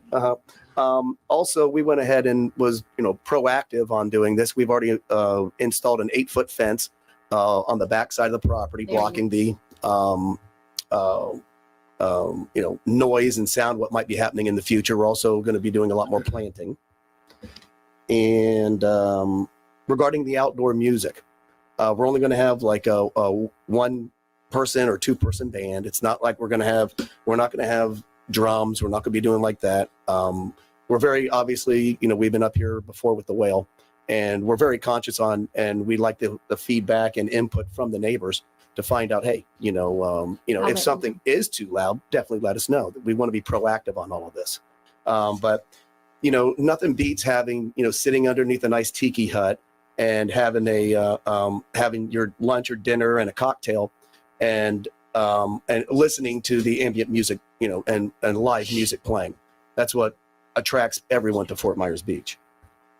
Got that. And you mentioned the food truck earlier. The food truck is only temporary until we get our CO for the building. And at that given time, there will be no more food trucks, and food trucks will not be permitted. And I think that's about it for me. Thank you very much. We're all looking forward to it. Do you have any idea what the timeline is going to be like on getting the building done? Yesterday. Started yesterday, but done. We started yesterday. We got a permit to demo the inside. And so we're doing that right now. I'm not even sure if the roll-off dumpster was there yet, but there really isn't a lot within the building. We're going to do an open concept plan, almost like the Leaky Tiki used to be, where you have indoor and outdoor seating for the bar. Then we'll have additional for out at underneath the Tiki hut. And then other than 2 walls for the kitchen and another 4 or 5 walls for where the bathrooms are going to be placed, and an office, it's going to be pretty easy to get this thing wrapped up. Yay. Thank you, Mike, very much. Sure. Any other questions? Thank you. Great. Thank you. Anyone else? Dawn? Good morning. Hi. Good morning, Dawn Miller, owner of Sandy Bottoms. So I'm up here because I wanted to share with you guys the creative thing that was shared with me, that we intend to do something like this in our corner of the visibility triangle to keep people from trying to move their tables and chairs around. Bob Tabarini, who's a very good friend of mine, saw in the trash a piano. Can I bring it up and show you guys the picture of it? Sure. All right, now I'll tell you what we did.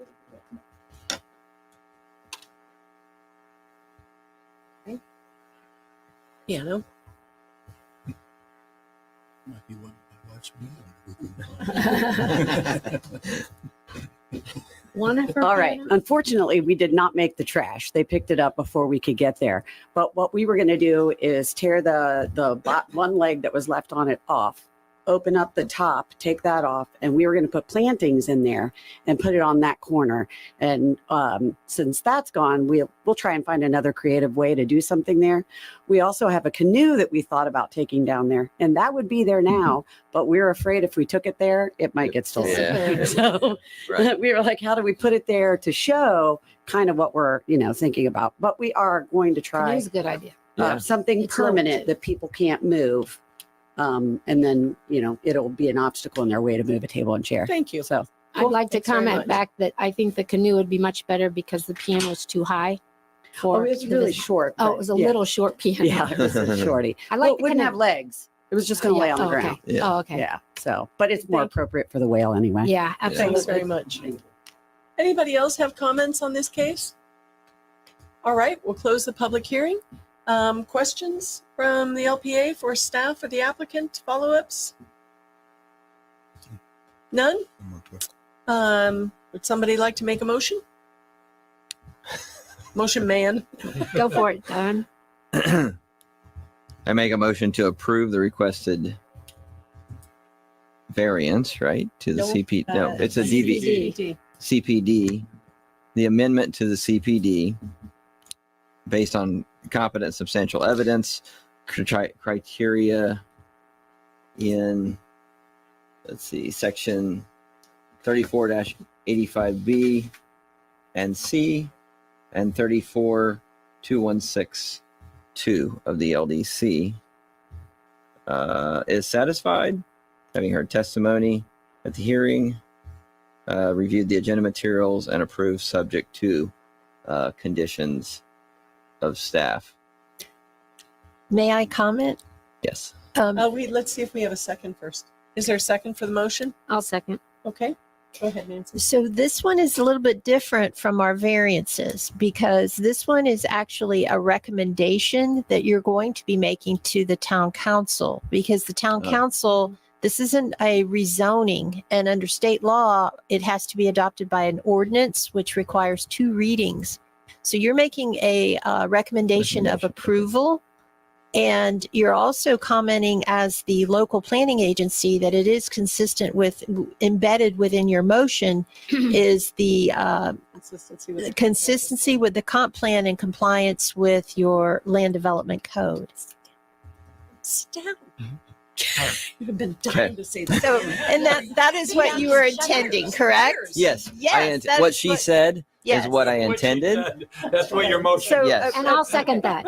approve recommending to the town council approval of the rezoning subject to the conditions based on a finding of consistency with the comp plan and compliance with the land development code based on competent substantial evidence that you had. Yeah, and with the Yeah. one exception, staff actually took deviation 11, formerly 11, now 9 out. I would not agree with staff on that. In other words, I would allow the deviation for the, that's the visibility triangle. With conditions, Don, that they build something inside Correct. the structure. Yeah, that nothing can be obstructing the view in that area. Okay. Clarification. Are you saying you're supporting the 3-foot Yes, disability triangle? yes. Are you good with that? No. But so does I James? second the motion. Okay. So there's a motion and a second. Is everyone clear on what this motion is? Yes? I am. Okay. All right. And Jim, you have issue with the visibility triangle? I think the line of sight of 3 feet, if you look at that picture there, the upper left one, and you take 3 feet, you've cut off any line of sight. So can I- Drawing that compares the 3 feet to the 10. The 10 feet you can see all the way down. I don't know you need to see 150 feet, but So I was out there yesterday and 3 feet, if I'm riding a bike and somebody stops behind the curb in 3 feet and we don't have any line of sight beyond that 3 feet, that bike could be hit by a Completely agree. So to clarify, my view is, my understanding, and staff can correct me, is the deviations for the structure of the tiki to be within the 3 feet, right? Or within the 10 feet. Mhm. So we're not obstructing it. We're just saying that the structure can be built within that 10 feet, right? So that's my understanding, and staff can correct me if I'm wrong. My issue is the line of sight and how far down you'll be able to see. And I'm not seeing that. My view is the line of sight is not being obstructed by the tiki, because it's the tiki structure is what we're giving the deviation for, not for line of sight at the ground. We've heard from the applicant that we understand that there's going to be a low level buffer that would be in that area. So in other words, they'll have plantings even within the tiki, under the tiki, to prevent people or other things from obstructing that view. That's my understanding. I heard the applicant say low level plantings, piano, canoe, all those things are good. The question becomes, so just what happens within that 3 feet versus 10 feet? Could I comment, please? Yes, go ahead, Doug. I mean, when I'm reading the deviation, it says allow for a reduction in the depth of sight visibility triangle along the other street or existing driveway from 10 feet to 3 feet.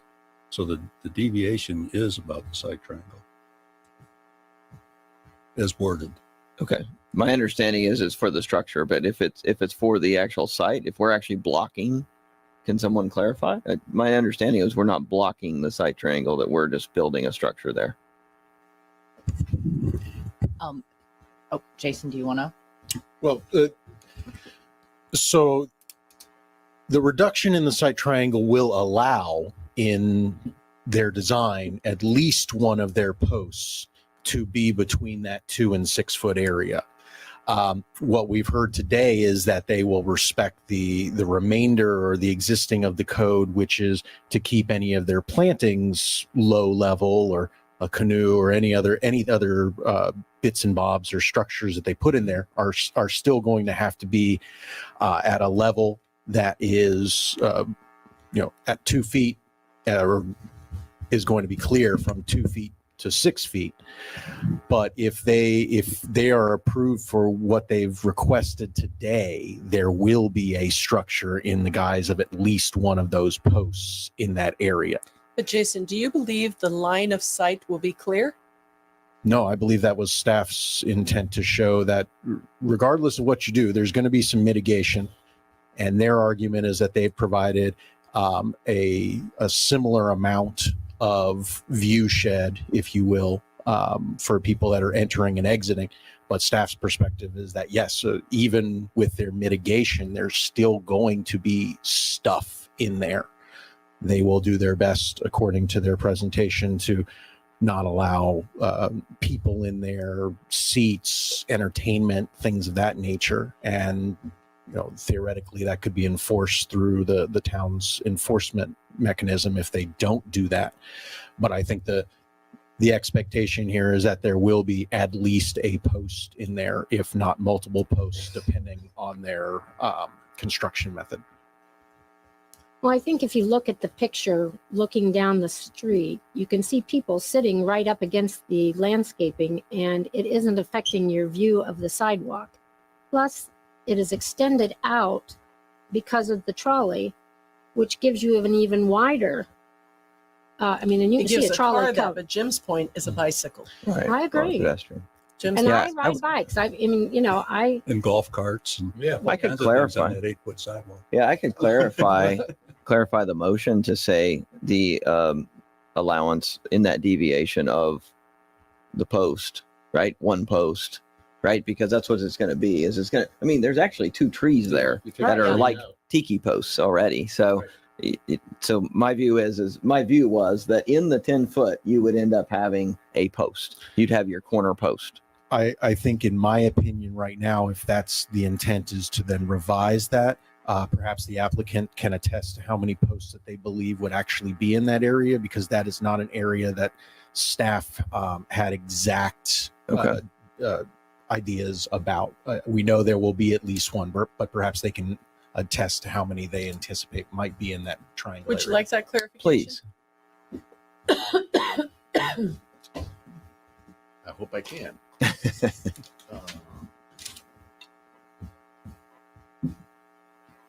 we can. Can't use that one. There you go. So You probably have there's two. potentially 2 to 3. It's the top one on the up here, right?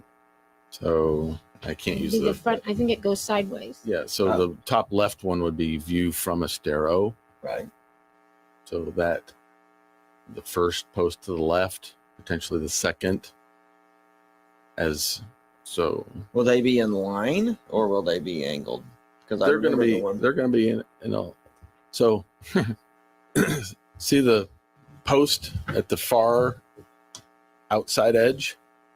If you were to point, nope. Keep going. Here? That one, and it looks like a palm tree. Yeah. Yes. Yeah. So that one, that's 3. That would be 3 feet back. That's where the existing patio is, and then there would be a second one farther. Here. No, let's go down Estero. So you can't see it. It's Yeah. behind. Yeah. So they're going to be sequentially in line down Estero. So, but as we know, the triangle is angling outward. So potentially 1 or 2 posts. So we would, to be safe, we would say 2 vertical posts in support of the peaky structures. And these are conditions 11 and 12 Yes, they are. that staff has proposed. So I thought staff was actually proposing that they were not allowing deviation 11.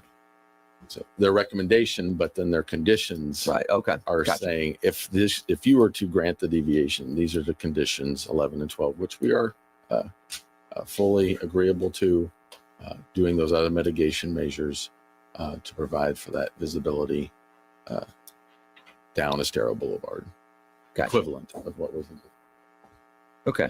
So I think that's right. I apologize. So I No, think not at all. yeah, I think that staff's condition does cover Right. The support. the structure piece. permitted, within the Only designated vertical ratio. support posts. Right. Right. Yes. And also compliant with the code in terms of the vegetation and or to remove the tree. We can remove palm trees in place of the vertical post. So right. we You can know, commit to Jim, that. I have to tell you that frequenting Ms. Plummer's home and dealing with that intersection, I think that this is a better solution than the tables with the chairs right And the up there. umbrellas. Agreed. Because that was by far a bigger, I mean, imagine instead of that post, you've got a table with 4 people sitting at it, the umbrella, what people standing. And 4 in a row. It was, I think that this and plus the mitigation of having the landscape and Don's canoe or whatever it is that they're going to put there, I think that this is going to be, it may very well improve the visibility triangle as opposed to the previous condition. As Don pointed out, I'm okay with the staff recommendation of the vertical posts. Okay. But the way it's worded on the deviation is broader than just the 3 posts. Where's the deviation? That was what I think the staff recommendation covers. the See, language staff in said the deviation Right, is right, what right. Doug said. because staff said without deviation 11, which is 9. So then they put the conditions to address that. And that's what So okay. So yeah. So my motion stands with the conditions staff has recommended, and I think that I'm addresses seconding. Jim's concern. Okay, so the motion's been clarified in a wonderful manner. I don't know about that. So we have a motion and a second. Is there any other discussion on this motion? Hearing none, your vote, Don? Aye. Jane? Aye. Doug? I like the project, but I'm going to have to vote no because I'm just not comfortable Okay. reducing the site triangle. Thank you, Doug. John? Aye. Jim? Aye. And I vote aye as well. So congratulations, you move on to the town council, and thank you very much for the presentation. Okay, so without further ado, we will move on to Question before we do that. If that would have been 100% in No, favor of? Still It does. still has to have two Yeah. hearings. Yeah, because it's a rezoning. Madam Chair, 2-minute break? Oh, 5. 5-minute Okay, we'll take 5. Sherry, it's so nice to see you. Okay, so. I'm well, thank you.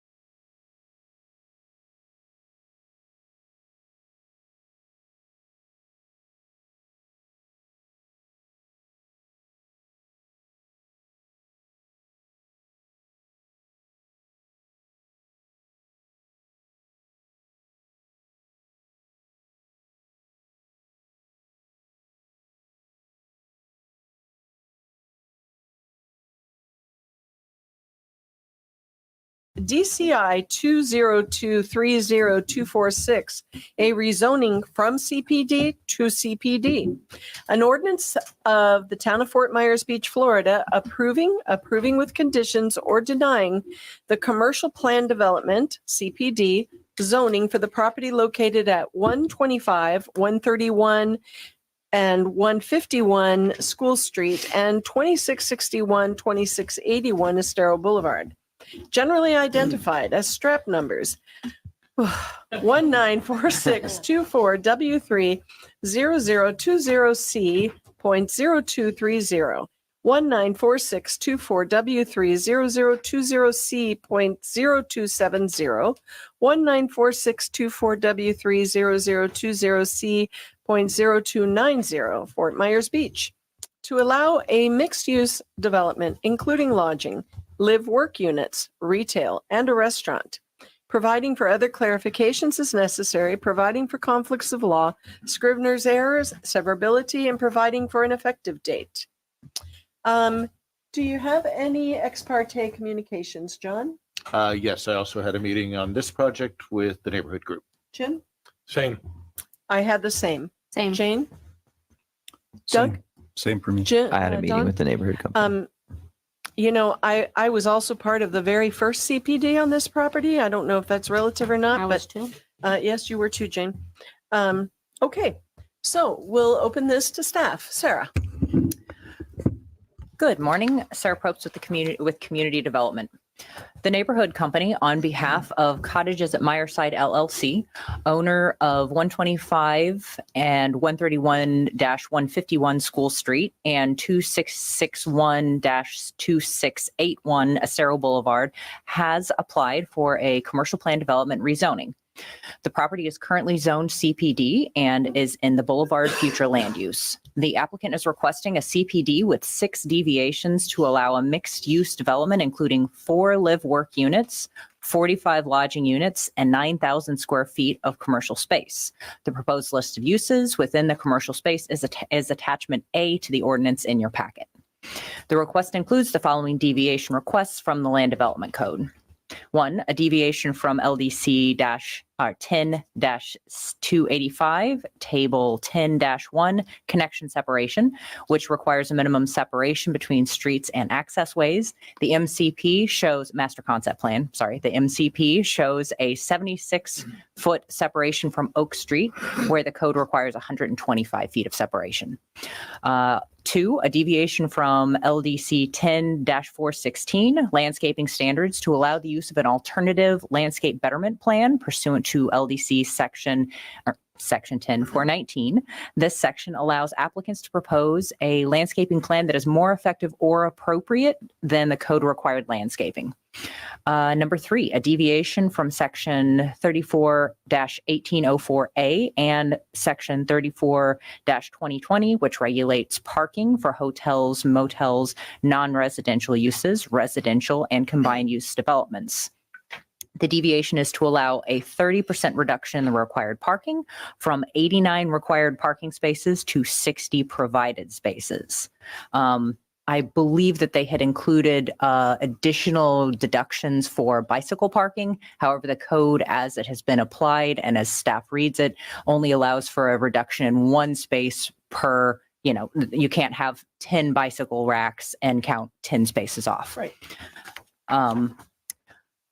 Deviation number 4 from LDC Division 4, Table 34-3, for the CR zoning district, which limits height to 30 feet and 3 stories to allow a maximum of 37 feet and a maximum of 4 stories. A deviation from LDC Table or Division 4, Table 34-3 for the CR zoning district, which requires a street setback of 10 feet to allow for build-to lines of 5 to 10 feet along Estero Boulevard and School Street. And deviation number 6 from LDC 34-1803A1, which allows the conversion of dwelling units to hotel motel guest units per established equivalency factors to increase the by right equivalency factor maximum of 2.5 up to 5.6 to allow a maximum intensity of 45 guest units rather than 20. The proposed development would have a floor area ratio of 1.19, including the enclosed areas at grade and parking below the building. This is in compliance with the allowed FAR. Staff is available for any questions you may have. Questions for staff? John? None at this time. Jim? Several. Have we heard anything from the school district or library district about this? No. That's really surprising because they've been here for every other event. Surprising. Okay. And there's nothing in the presentation, the material's been submitted, dealing with alcohol at all. The only condition that we have in here is regarding getting COPs. Let me get there real quick. Any tenant with consumption on premises will be required to acquire a separate COP license. Right. So that was not handled in this portion. So that in this petition, there's no request. There's no inclusion of a COP. So they would have to come back for that. Yes, that's correct, right? Yes, that is correct. I guess not indirectly affecting this. I think we all received an email, and I was a little bit confused in the email where it says that somehow in our comprehensive plan amendment that we have removed the density element in commercial developments, and we are now restricted just to FAR. I thought density in the code was really on a residential side, not on a commercial side. So I was confused by the statement that we have given something up in the comprehensive plan amendment. Is that? So the change that occurred in the comprehensive plan amendment was that previously we have, so if you look at the deviation number 6, that's really what this is talking about. Deviation number 6 talks about the maximum equivalency factor of 2.5. So the way the code was written previously and the comprehensive plan was written, it required density units to be used for hotel motel spaces. And your maximum equivalency factor for that future land use district there, which is Boulevard, would have been 2.5. It's been common through, so that isn't changing the density, that's just changing the multiplier. So other hotel motel uses that have gone through the CPD process have asked for the same thing, an increase in that equivalency factor. So in this instance, the applicant would have, so if we look at that area would have allowed, based on the subdivision underlying it, if they applied for minimum use determinations for each lot that had existed there, which they could do, they would have 12 total units. They want to use 4 of those units for live work. So that means 8 units remain, and they can use the multiplier, the equivalency factor for those 8 units to get hotel motel rooms. So they have 8 units, density units that I'm holding up 5. I see. 8. They have 8 density units remaining. If they use the multiplier, the equivalency factor that's allowed there, that's 2.5. That gets them up to 20 units. So if they have the smallest room, I think it's like up to 450 square feet, they could use the 2.5, and that would get them to 20 units. However, in this instance, they're requesting 45 units, which would mean there would be an equivalency factor that they're requesting of 5.6 to get to the 45 units. So this doesn't actually have anything to do with density. It has to do with the equivalency factor. And it was the decision of town council previously, and I think that we've had this discussion, density really shouldn't be used for hotel motels. That's a commercial use, whereas residences, that should be a density use. So the way our code was written was sort of it was a way for the town to feel like they had a little bit more control over the density, over the number of people who were coming to the island. However, the equivalency factor has been very difficult to implement because we have a very low density. So in most instances, you couldn't make a hotel motel work with the very low equivalency factor that's available and the very low density that's available. I don't know. That was a lot of talking, and I don't know if it explained it. So No, please it ask did. more if it. It did. Okay. I think the email muddied the terms in the use of word density in a hotel motel context. Yeah, no, and in the past that really did apply, but I think everybody's made it very clear that maybe this equivalency factor is not the most important thing, but they are asking for the correct deviation based on our current code. And when I looked at how to determine if this was an appropriate request, the decision with the new comp plan was to switch all of that to FAR, and this does meet the FAR. But this, I think part of that email was the switch, the recommended changes to the comp plan are not yet in effect and won't be in effect for quite some time. So we're still operating under our existing comp plan. Mm-hmm. Yes, and that's why they asked for the deviation from the equivalency factor. Yes. Thank you. No problem. Any other questions, Jim? No. It was helpful. It was. All right, Jane, questions? I'm going to wait until after. Okay. Doug, anything? Not at this time. How about you, Don? None at this time. Okay. Thank you. Applicant? Good morning. Good morning. Noel Davies with the law firm of Davies Duke, here this morning on behalf of the applicants. We do have the full project team here today. Beverly Milligan's here and also Roland Weinman, as you know, the owners of the property since 2012. Applicants' professional planners are also here, Mr. Vanass and Mr. Galander with the neighborhood company. The current zoning of the property, as you heard from staff, is CPD, commercial plan development, and we are seeking a rezone to a different CPD. So this is CPD to CPD. This is not a comprehensive plan amendment. You also heard from Ms. Probst, we're in the future land use designation of Boulevard, and we are compliant with that future land use designation. Again, this is not a comprehensive plan amendment, but you are looking at it, of course, with respect to your rezoning criteria. So we are seeking to change the master concept plan that was previously approved under the existing CPD zoning. There are a number of deviations, 6 of them specifically, in order to make the project work. With respect to the procedures for your rezoning process, we are fully compliant with going through your process. We had our pre-app meeting. We also did a community outreach meeting, and we've worked closely with your staff on this application, on those deviations, the specific language, and also the conditions that staff is proposing, which we're agreeable with.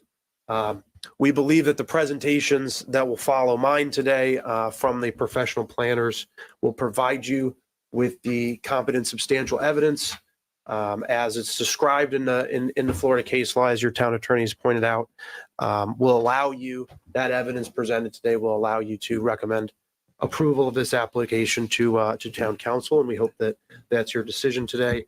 At this time, I'd like to turn it over to Mr. Vanass, Madam Chair.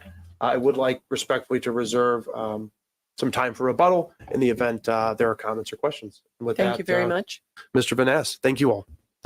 Nice to meet you. Good to see you. Mr. Vanass. Good morning. Good morning. For the record, Patrick Vanass, certified planner with the neighborhood company. It's a pleasure to be before the LPA today. It's a pleasure to have you, Patrick. Thank you. And it's even more of a pleasure to be able to speak to you individually or in this public forum openly and transparently, and not being an LPA member or not having a discussion. So really appreciate that. Really appreciate your time to go over these applications and walk you through them previously. So before I turn things over to Mr. Galander, my colleague, who's going to walk you through the detailed application, detailed project, what I want to do is I want to provide a little context, a little history, a little background. As you know, I've been on this island for 21 years. I know the history of this project, and I was also involved with the previous rezone on this property to CPD.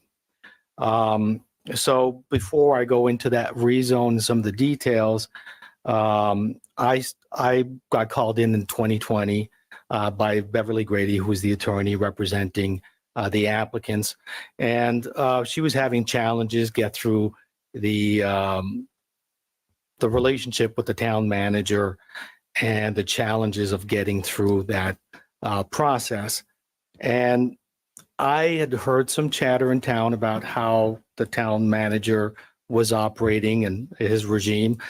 And when I really looked into the challenges they were facing going through that rezone, I could definitely tell that they weren't being treated fairly. And that's why I signed on and was part of that team to bring that project forward. So without going into too much detail on the zoning application, just to give you a little background, this property was originally developed in the 1950s, 1960s. Those were individual cottages and one larger building with a few units in there, and that's the one that still remains standing to this day. It had 12 residential units.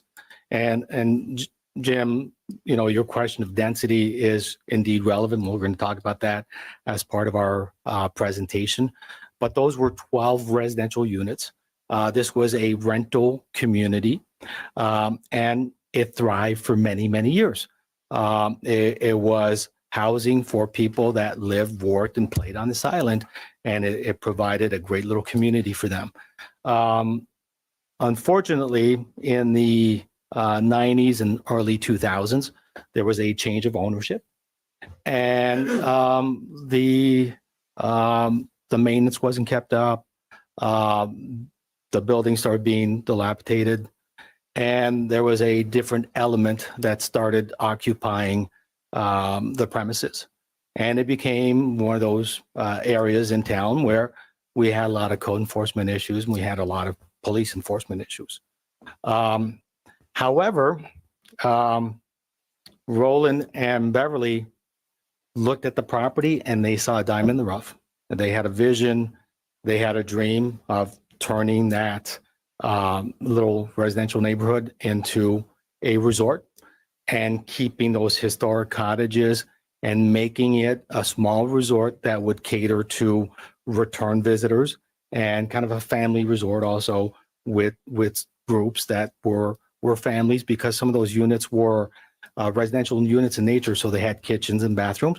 So really catering to the longer stay type of folks. So the good thing is they bought the property 12 years ago. They immediately started cleaning it up. And when they took over, the police enforcement issues ceased immediately. So that was a great thing, very positive. Unfortunately, their code enforcement nightmare began at that point. And without going into all the details, they were facing a lot of fines, a lot of challenges, enforcement issues from the town.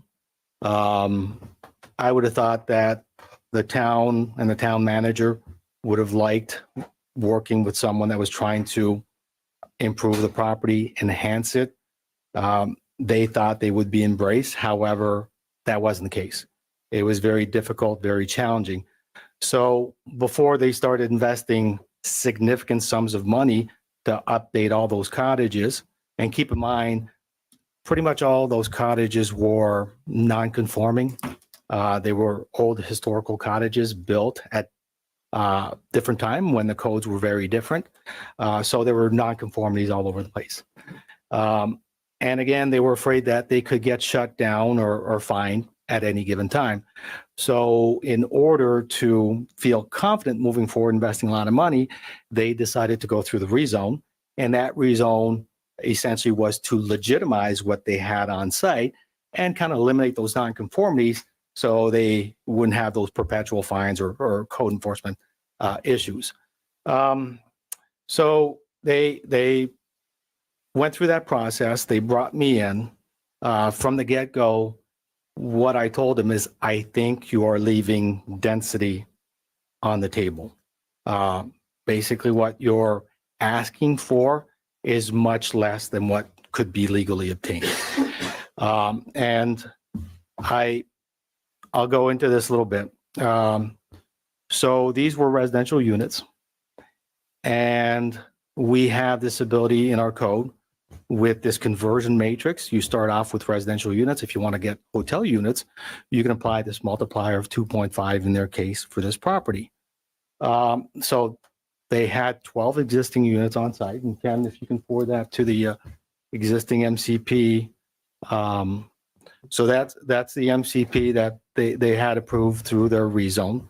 And essentially what the rezone allowed for was 2 more than what was existing on site, 14 units.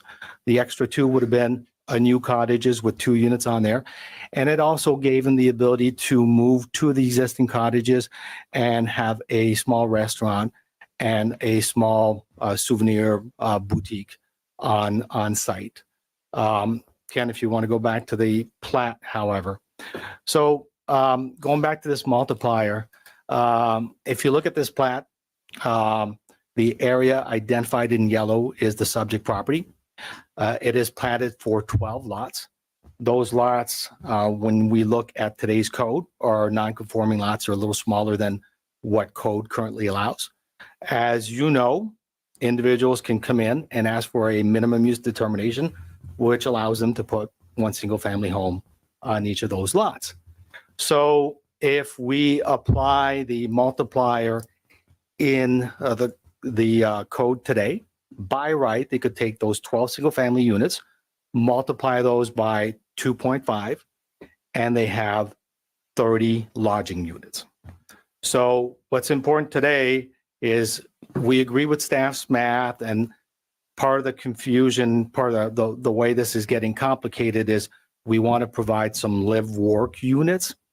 Ken will address this in more detail, but we really look at it as our starting point today is by right, they could put 30 lodging units on that property today. Or conversely, they could do 12 single family units, and they could build those single families as big as they can fit on the property. And that's our starting point. And what we are requesting today is a true mixed-use project with commercial at the bottom, which would provide commercial space that we would cater to existing businesses. We do have a bunch of businesses that are having difficulties with their current property owners to be able to get back into their buildings. So it could cater to those folks. But obviously the intent is to have commercial space that is a benefit both to the residents and to the visitors. Also above that would be a boutique hotel. And that's in keeping with the dream they've always had to have a hotel that caters to families and longer term stays where people come back every year and they build relationships with those patrons. So without further ado, I'll turn things over to Ken. He'll walk you through the density. We know it's an important issue. I think it'll make sense. We are going from 30 to 45. So it's an increase of 15 units. Given the economics of rebuilding, and a lot of you are in the same boat that I'm in, you guys know firsthand how expensive it is to rebuild, the challenges of meeting new FEMA requirements and code requirements. And we believe the 15 additional units is a very reasonable request. And we've made every effort to design a project that is in keeping with this island, that is consistent with the vision for this neighborhood, and that provides benefits both to the residents and the visitors. So with that said, I'll turn things over to Ken, and I'll be here for any kind of questions and comments later on. Thank you. Thanks, Patrick. Thanks, Pat. Again, Ken Galander for the record, neighborhood company. Pat prefaced it and laid this foundation very well for us. But I don't want to belabor the points, but again, we're going from commercial plan development to CPD. And as we outlined, this is a true mixed use development that we're proposing, which fits within the vision of what this heart of the island as a component of your comprehensive plan describes for this area. So looking at a 45 unit, as we reference, a boutique type hotel with limited commercial, approximately 9,000 square feet, and live work units of 4 of those. So as described, we're seeking that additional 15 lodging units. Pat referenced the commercial component through our efforts and, community meetings and talking with the public, and Pat's intimate knowledge and Beverly and Roland's intimate knowledge of needs and wants of what's been affected in the community. This health and wellness aspect of it really bubbled up to the surface. So that is an element that we really want to provide an opportunity that these individuals that may have been located off island or wanting to come back, or new locals or new opportunities. That's an element that we just want to focus on. But again, I think there's also just a need for quality commercial space that can be utilized in this heart of the island area. This allows, in consistency with our comprehensive plan, we obviously are able to move through this rezone opportunity. Again, there are 3 designated strap parcels, approximately just over an acre. Future land use designation boulevard, as Mr. Davies pointed out, and the existing use out there currently is a majority of it's vacant, but they've had opportunity to provide for some housing in the building to the very rear of the property. Obviously, the surrounding uses, we have the public rights of way where we are located, this Bay Oaks Recreational Campus, this interim town hall facility, obviously the elementary school, and then other mix of commercial and lodging surrounding us. And again, the library and the unfortunately vacant church. Let's see, keep turning my pages, but I'm not turning the slides. Provide an aerial photo, and we all know where we're located, but we've identified this is the property at the corner of Estero School and Oak Street. What we have here is the proposed master concept plan. Just to point out some key elements to what we're proposing, and in keeping with the desired design and form of this part of the town. The building, which is the darker shaded footprint, is oriented close to Estero Boulevard, also oriented close to School Street. And in order to do that, a few of our deviations reflect that ability to move the building closer. That just enhances that interaction with the public realm. And we'll be able to really visualize that with our renderings that we've conceptually put together to show that. And consistent with a lot of the development form is desirable is the parking is to the rear and centrally located within the property. And the accessibility, we have designed it to utilize and relocate existing access points, and through our effort of reducing the multiple access points and parking within the right-of-way that it currently exists.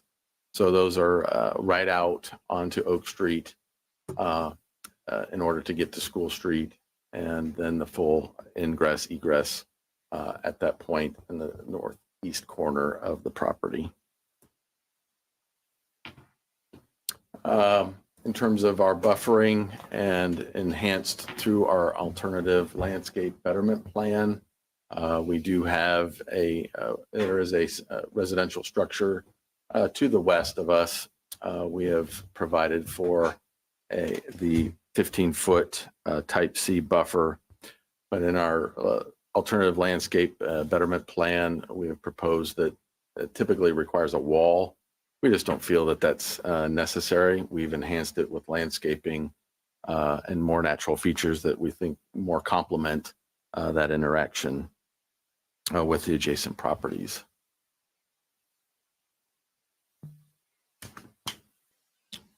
Again, our location is in that heart of the island, and the intent of this is to encourage the infill opportunities. And of course, due to the unfortunate events of Hurricane Ian, there's these opportunities to provide that infill type redevelopment. And they encourage that mix of uses, which this project certainly does, and provides that commercial opportunities and those retail services, not only for the visitors that may be that would be staying at the hotel, but also for the visitors, coming to the residents. Right, I'm sorry, and that may be going to the ball fields or to the library. It just adds that element of complementary uses. It is a transitional zone between the downtown, the more heavily urbanized area, and then, as referenced in your comprehensive plan, that quiet center. So this is that area that we're not looking for anything extravagant and very over the top. So this is that element of that transition. As we said, we want to design the project to activate the public realm, the build two lines, getting that building closer to Estero Boulevard and School Street.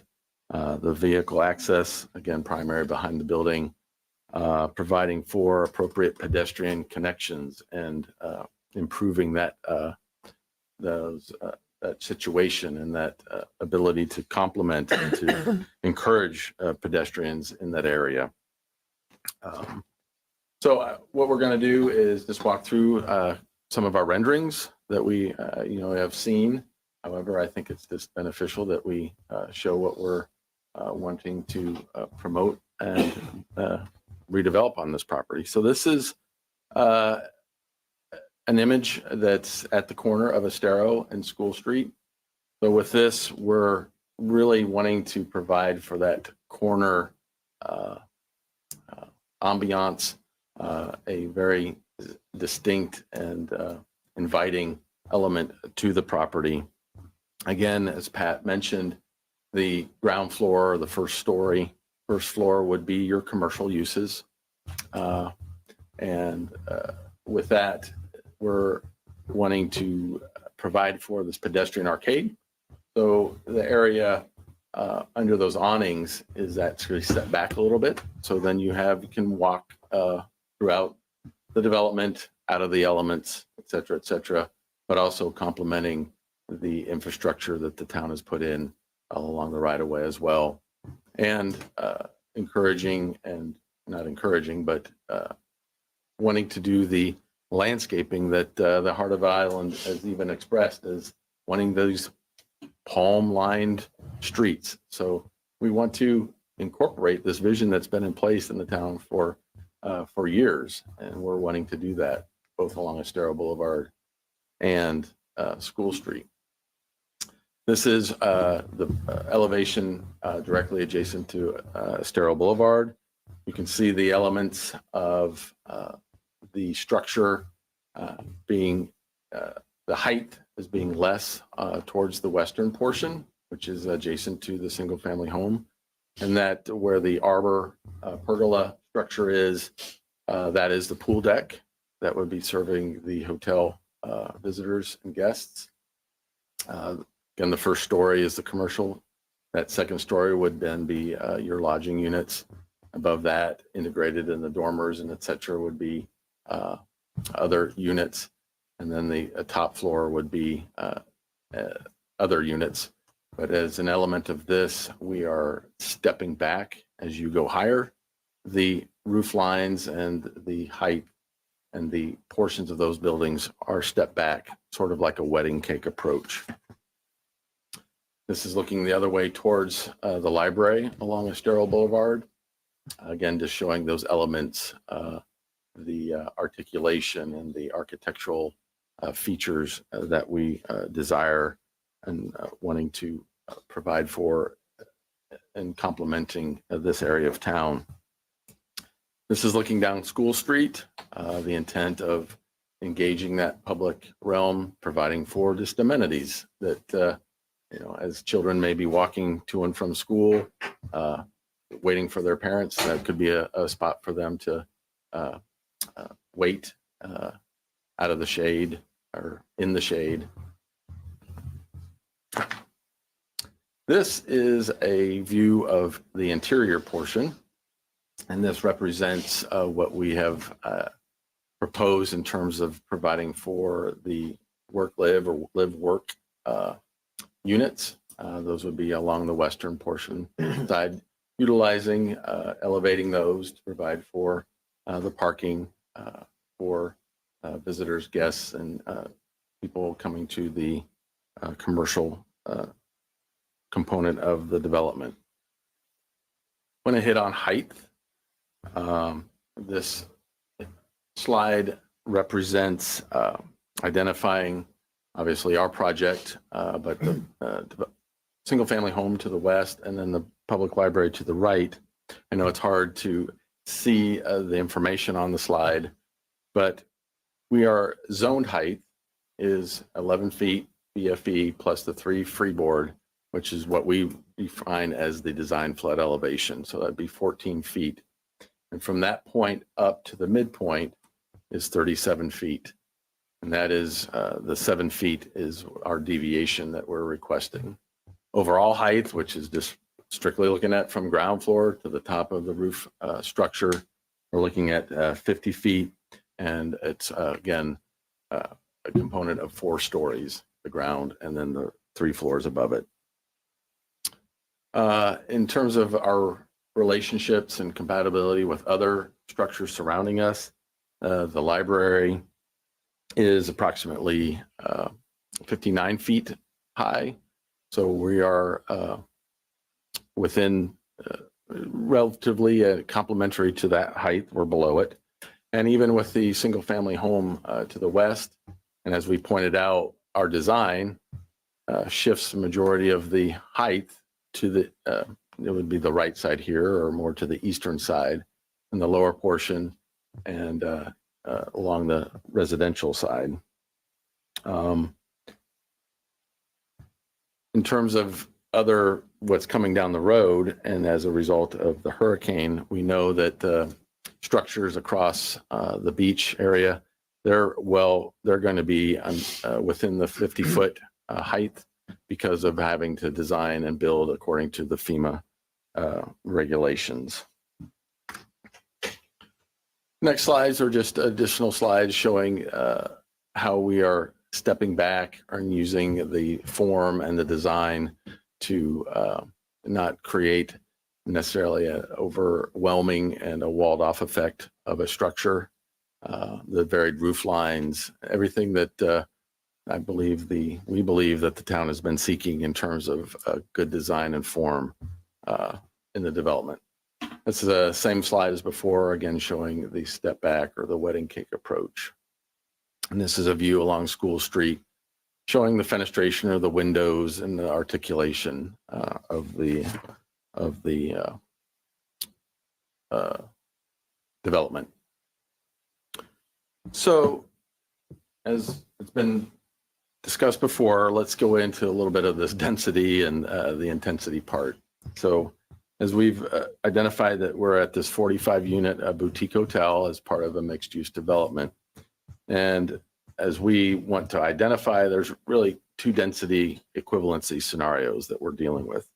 Again, as Sarah described before, Pat also referenced, is we have those 12 underlying dwelling units as part of the minimum use determination. And we recognize that it's appropriate utilizing the 4 proposed live work dwelling units. That leaves us with 8, and times the equivalency factor appropriate for this development. That provides us the ability to reach that 20 lodging units. So under this scenario, using the equivalency factor math, that would require 25 additional lodging units beyond the 30 by right.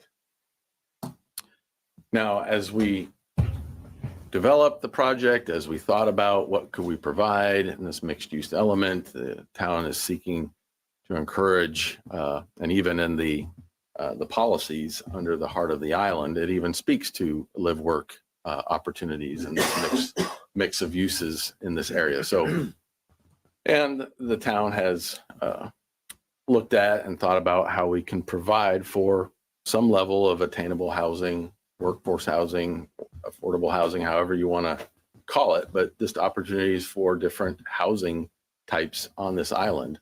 So we thought, well, let's integrate this live work unit and seeing it as a benefit. It's a component that the city or that the town would like to see. And however, if we were to eliminate that live work component, that density, then we're looking at applying that equivalency factor to the full 12 dwelling units, because we would not have those live work units, even though we see that as a benefit.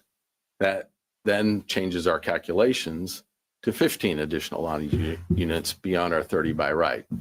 So the last bullet there is, if we were to seek the 15 additional lodging units, that's 1.5 times the by right, or a 50% increase.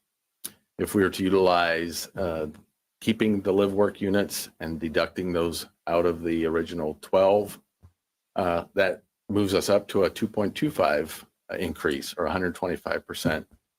And just for perspective, the town has allowed for and approved a density increase of 200%, or even 3 times what they were allowed. So we're well below in both of our allowance that's been set.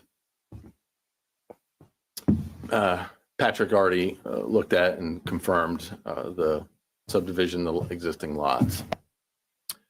So within terms of how we can apply this density, and as Sarah pointed out, and as this town and we understand it's not been adopted, but I think it behooves us to look at the applicability of the floor area ratio. And it is a universally applied tool. In my prior life, looking at FAR and dealing with this in other jurisdictions, it's something that you really have to work at, but it is appropriate in terms of looking especially at mixed use developments. Gives you that tool along with, your appropriate setbacks, your height. It's a very applicable tool, and I commend the town for looking at this and thinking differently. But if we are to apply the FAR under the Boulevard future land use, we are actually allowed to seek up to 1.5 FAR. That would allow a maximum gross floor area or building area of 67,300 square feet. Under the CR zoning, which is the applicable standard when you're moving towards the CPD, the floor area ratio is 1.2, which is a 53,580 square foot building area. And what we're looking at overall for our gross floor area, which also includes the town includes under building parking, which we think is a little bit of something that needs to be evaluated in itself, is 53,463 square feet. So we're below, yes, by 1/100th of a digit, the allowable maximum under the CR zoning of 1.2. In terms of transportation and parking, our TIS has been reviewed by staff, accepted by staff, and how it addresses the designated constrained transportation facility, or your Stellar Boulevard. And it has been determined that this mixed-use development will not create any adverse transportation impacts on the existing impacted roadway network. I think another element that we really want to dive into to help understand our perspective on is regarding the parking. And as we determined, and I believe Sarah mentioned it was 89 space, it's 89.9. So we'd be happy if it was, you didn't have to, you rounded down, but we decided, well, we'll just round up to 90 spaces. And in our deviation number 3, we're seeking that 30% parking reduction, which is what we found is pretty universal. The Sandy Bottoms project was originally approved for 30% parking reductions, and that's just a few blocks down the road. Other projects have been allowed parking reductions, but what we want to just help identify that we're dealing with is, and this is typical for many, many communities and communities that we work in, is behavior of vehicles and use of parking lots, that a lot of the parking regulations and standards are outdated. They just haven't been updated to reflect. Perfect example are banks. People just don't go to banks, but you still have these large parking lots that are still unvacant or unused or underutilized. And what data is currently showing is that 25 to 30% spaces are typically unused for a majority of developments these days, which encourages vehicle use, which impacts the roadways, which is something that the town is just thinking about and striving to work on elements to improve upon how we can deal with that. But as I mentioned before, parking reductions are allowed in other areas of town. We are promoting, as stated in policies and regulatory options, is the multimodal options, using different modes of transportation in the town. We want to use the bicycle use and parking for it. Yes, we are asking for a reduction of 4 vehicle spaces by providing 16 bicycle spaces. Yes, that's beyond the strict limit of what the code says is you get 1 vehicle space for just 4 parking spaces. Well, we're not asking for anything 10 bicycle racks and, a significant 10 vehicle spaces compared to that. But we believe our deviation incorporating this request is appropriate. The development is committed to having bikes for guests that, if they choose not to encourage them not to drive or utilize, as we've been discussing in potentially other projects, as they get to their destination without a vehicle, provide them a bicycle to maneuver around. I've experienced that in other places and it works beautifully. So they understand that and are willing to utilize that. Accessibility to the trolley stop. The town is making efforts, Lee Tran's making efforts to provide for these strategic spots. Let's encourage that opportunity to use that. And it's 100 feet away from this development. And as we said before, the pedestrian connectivity, the design of the project just promotes that element of people walking down the street. It just gives them a destination to, well, let's just walk down there rather than having to worry about driving along Estero Boulevard. So thinking about other mitigation or other methods that we could focus on and that we're willing to evaluate and moving forwards to address parking is there's obviously the opportunity for valet of the hotel and restaurant. And this could, per our design, allow for approximately 8 to 10 spaces that could be doubled up. A valet service, they manage vehicles and they understand how to park them, maneuver them around. The Prior Meyer side actually had a agreement with the town to utilize approximately 4 spaces along Oak Street. So they would like to continue that opportunity to utilize. There's unused spaces along this area. We understand that you haven't included that though. That's not in your that is not calculation. included. None of these are included.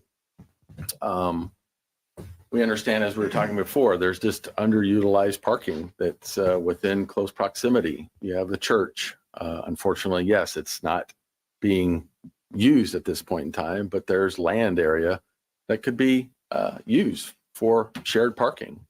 Potentially 5, even 10 plus spaces there.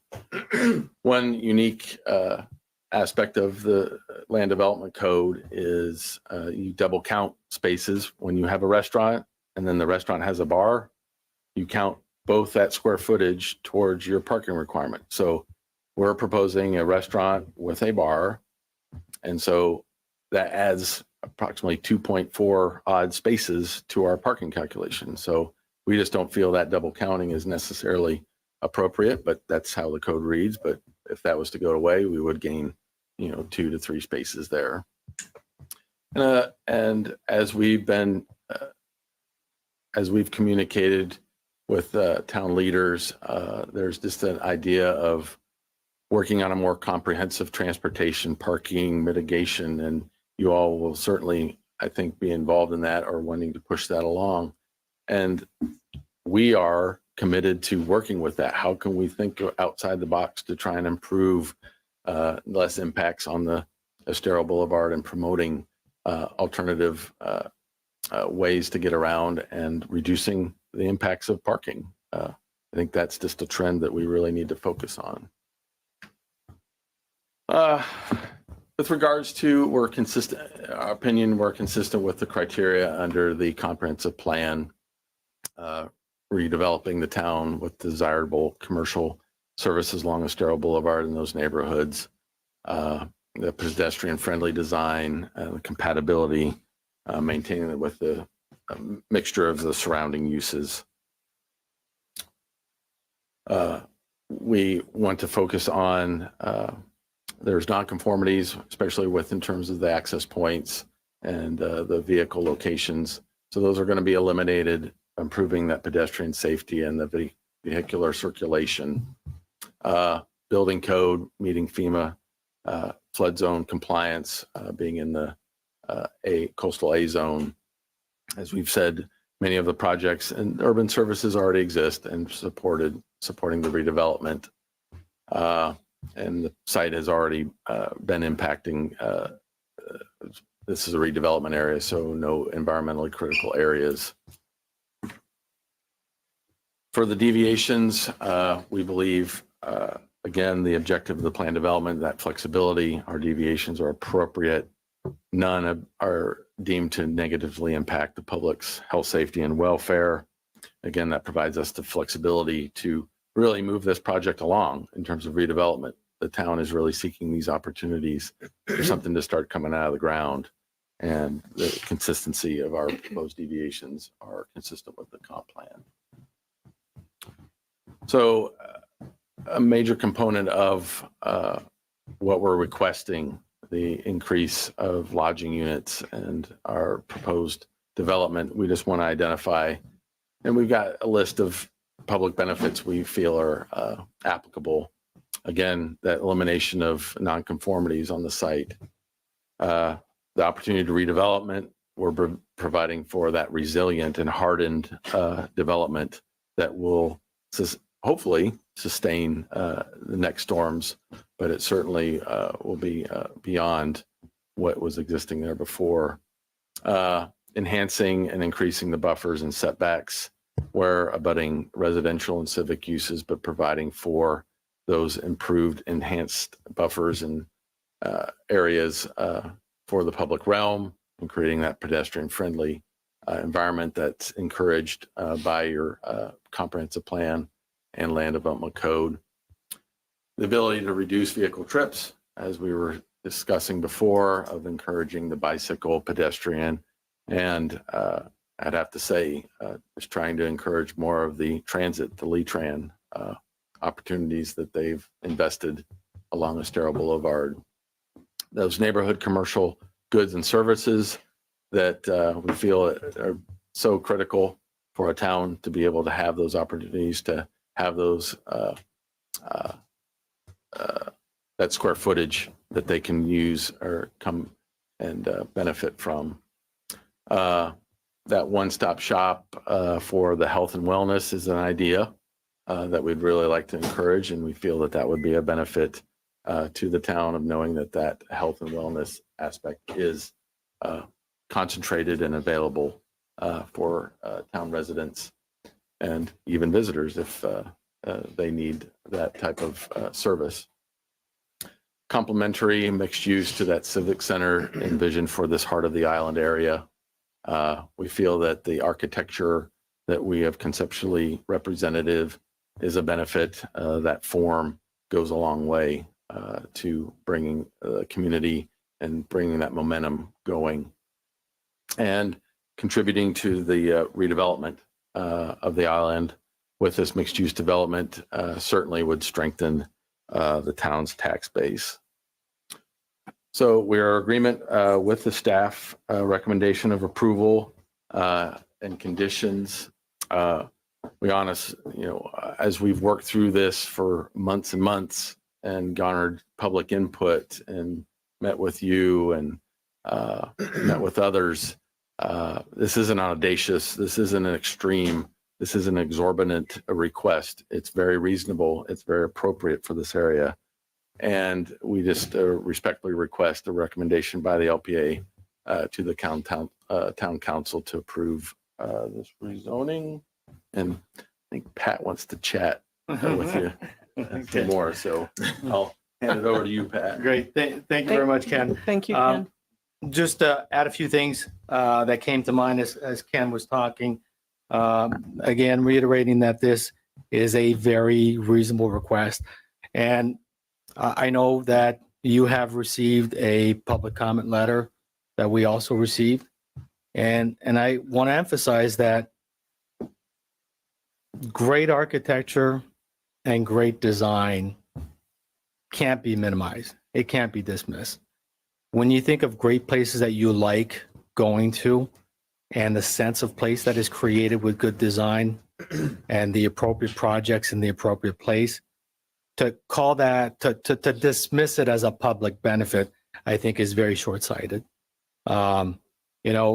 If you look at very different scale, but if you look at the Mercado in Naples, if you were to dismiss and say, oh, that's a private development, what's the benefit to the public? I think it's an iconic site for Naples. There is a great benefit there. If you were to look at Santini, for example, and say, well, that's just a commercial site, there's no public benefit.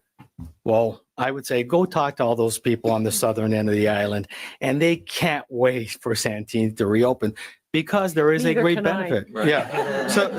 So please don't dismiss the importance of that.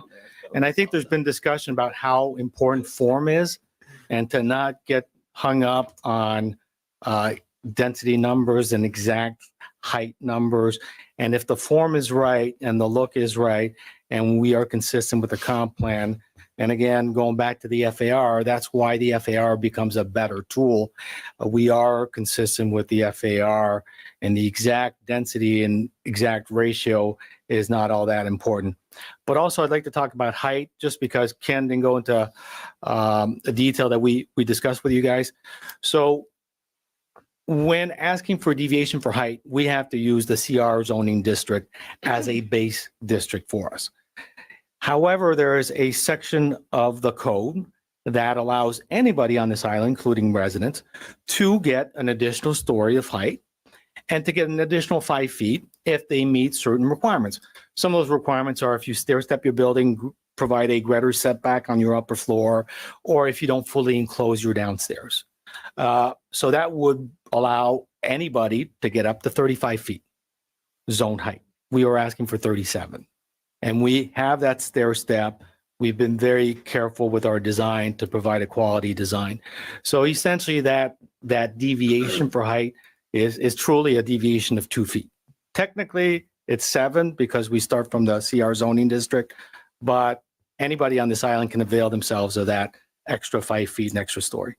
Also, I'd like to point out that we have provided letters of support for the project, including the immediate resident to the west.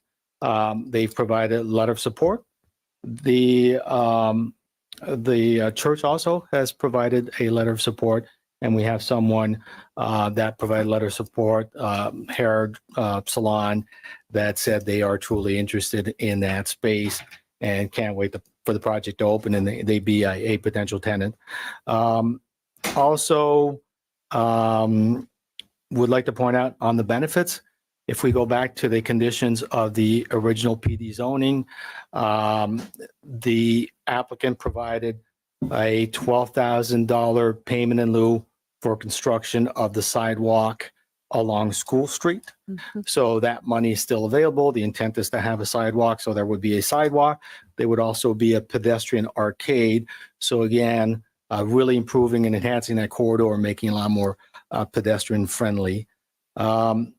With regards to the live work units, How big are those, Patrick? they're small efficiency units around 500 square feet. There was a lot of discussion right after the hurricane of doing something associated with, call it whatever you want, attainable housing, workforce housing, worker housing, employee housing on the island. We know that as things have evolved, it's become a little less important, little less in that public discourse. We see it as a benefit still. We would like to make those first available to the tenants of the building and those businesses. We think it could be a way for them to attract and retain good employees. So if you've got a manager at your business and you provide them housing right there on the spot, it could be seen as a great benefit. That's a way to reduce a few trips on the road. We know it's not very significant, but it does help us with our workforce, creating a sense of community and getting stable people and good service for these businesses. So we see it as a benefit. If you guys see it as a detriment when it comes to the ratio and how we calculate the density, look, we're willing to remove those. That wasn't the intent. The primary intent is really the mixed use of the commercial and the 45 lodging units. We truly saw those as a benefit to the commercial tenants and to the town. Also, Can I back you up for a second though? You said we'd like to offer them first to the Yes. employees. That means that they're up for grabs. They're available. They have to be, we can condition this, no problem, with there'd have to be a demonstration of that employment on the island, that you have to be employed on the island. You have to demonstrate that.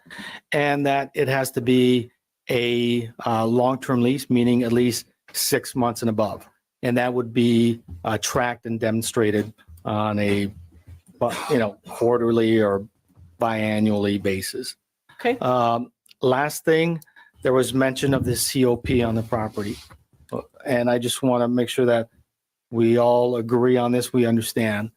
So, and when I was talking about previous regime maybe overstepping, we were mandated at the last minute to ask for a deviation related to that COP previously.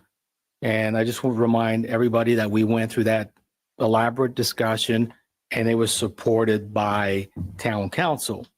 However, in reading the state statutes and having a discussion with Sarah, if you are a restaurant that's allowed to serve alcohol, but you are a primary restaurant, we've talked about this at the LPA, more than 50% of your sales, 51% of your sales and higher is for food service.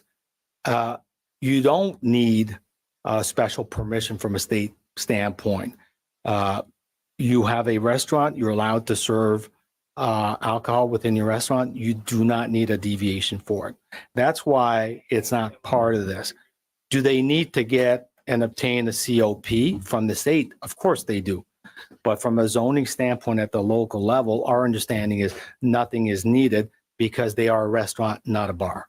And again, that's an example of the overreach in the previous regime. So with that said, I'll be happy to answer any questions and address your comments. And Patrick, there was objection from the school board on the last CPD relative to alcohol sales. Mhm. You haven't heard anything this time? No, and I think, again, with the previous regime, by calling it out when it should have never been called out, that's what precipitated that issue. Again, we are a restaurant, like many other restaurants that will sell alcohol, but we are not a bar. Okay, questions, John? Yeah, I have a question. Believe it or not, it's about the 4 units, which you seem willing to do away with if there's no public benefit. In my mind, instead of 4 efficiencies, and I know this is getting in the weeds in design, but 2,000-foot units might actually allow you to have a family in there that would contribute to the schools. And perhaps be a little more stable for your manager, or quite frankly, even somebody else who lives on the island, perhaps a teacher or somebody else. We're more than happy to entertain that. We're getting nods here from the applicants. If you look at our design, that is the lowest part of the building. It's only 1 story above. There is room to make these units bigger. Again, we were trying to be a little conservative here, and initially the idea was to provide more rather than fewer, but larger units might make sense, and that's a good comment. We'll evaluate that for sure. Thank you. Questions, Jim?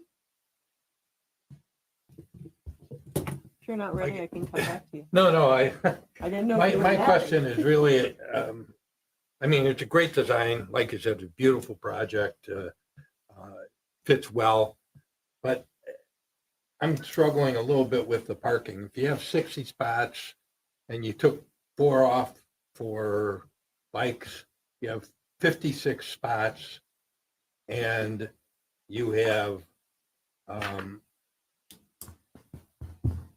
3 handicap that I guess they're required, but they're not totally available. You have 53 spots, you got 45 units, you got 9,000 square feet of commercial, some of which is restaurant, which is a little higher intensity in use. Is, it would be nice. You mentioned the library, you mentioned the church. It would be nice if there was some overflow plan that was specific, because it seems like there's a deficit on the parking. Yeah, and Ken can address the exact numbers, but I think it's 60 parking spaces plus the bike racks. I get your point. I think there's numerous ways we can address that, and that could be conditioned also as part of any kind of recommendation that you make. But let me address a few things. Our codes are typically overparked for most uses. Also, when you do a mixed use, you have some internal capture, and most places reduce the amount of required parking when you do that mixed use, because again, you're creating kind of a venue where you encourage bicycle and pedestrian use, and you also acknowledge that all the parking spaces will not be utilized at the same time of day. That being said, fully understand your point. We think we have solutions. We've presented some of those solutions. Previously, Bev and Roland were leasing out 4 spaces that for the longest time along Oak Street, there was parking there that was public parking. And they had 2 driveways, and some of their folks used that parking space. Later on, the town said, no, it's our right of way, and we'll lease those to you. And they entered into an agreement to lease those. Fully open to that idea. Again, we don't think that 30% is that great of a reduction. As mentioned, there are other projects, including Sandy Bottoms, that came forward today that have that 30% reduction already. But we believe that it makes sense, and should there be a need to mitigate for it, there are solutions, including valet parking that we can do on site, including a shared parking agreement with the church. And there's been discussion with the church. Unfortunately, And right. you're willing to have those as conditions to your approval? Well, the condition that we have to address that and come up with a solution when we get to council, because, for example, we've talked to the church. The church at this point hasn't decided what they're going to do with their building. They acknowledge that they have additional parking. They've always had additional parking. They had that great grassy area right by the library. And that every time the school had an event, Everybody people would parked there. park in that grassy area.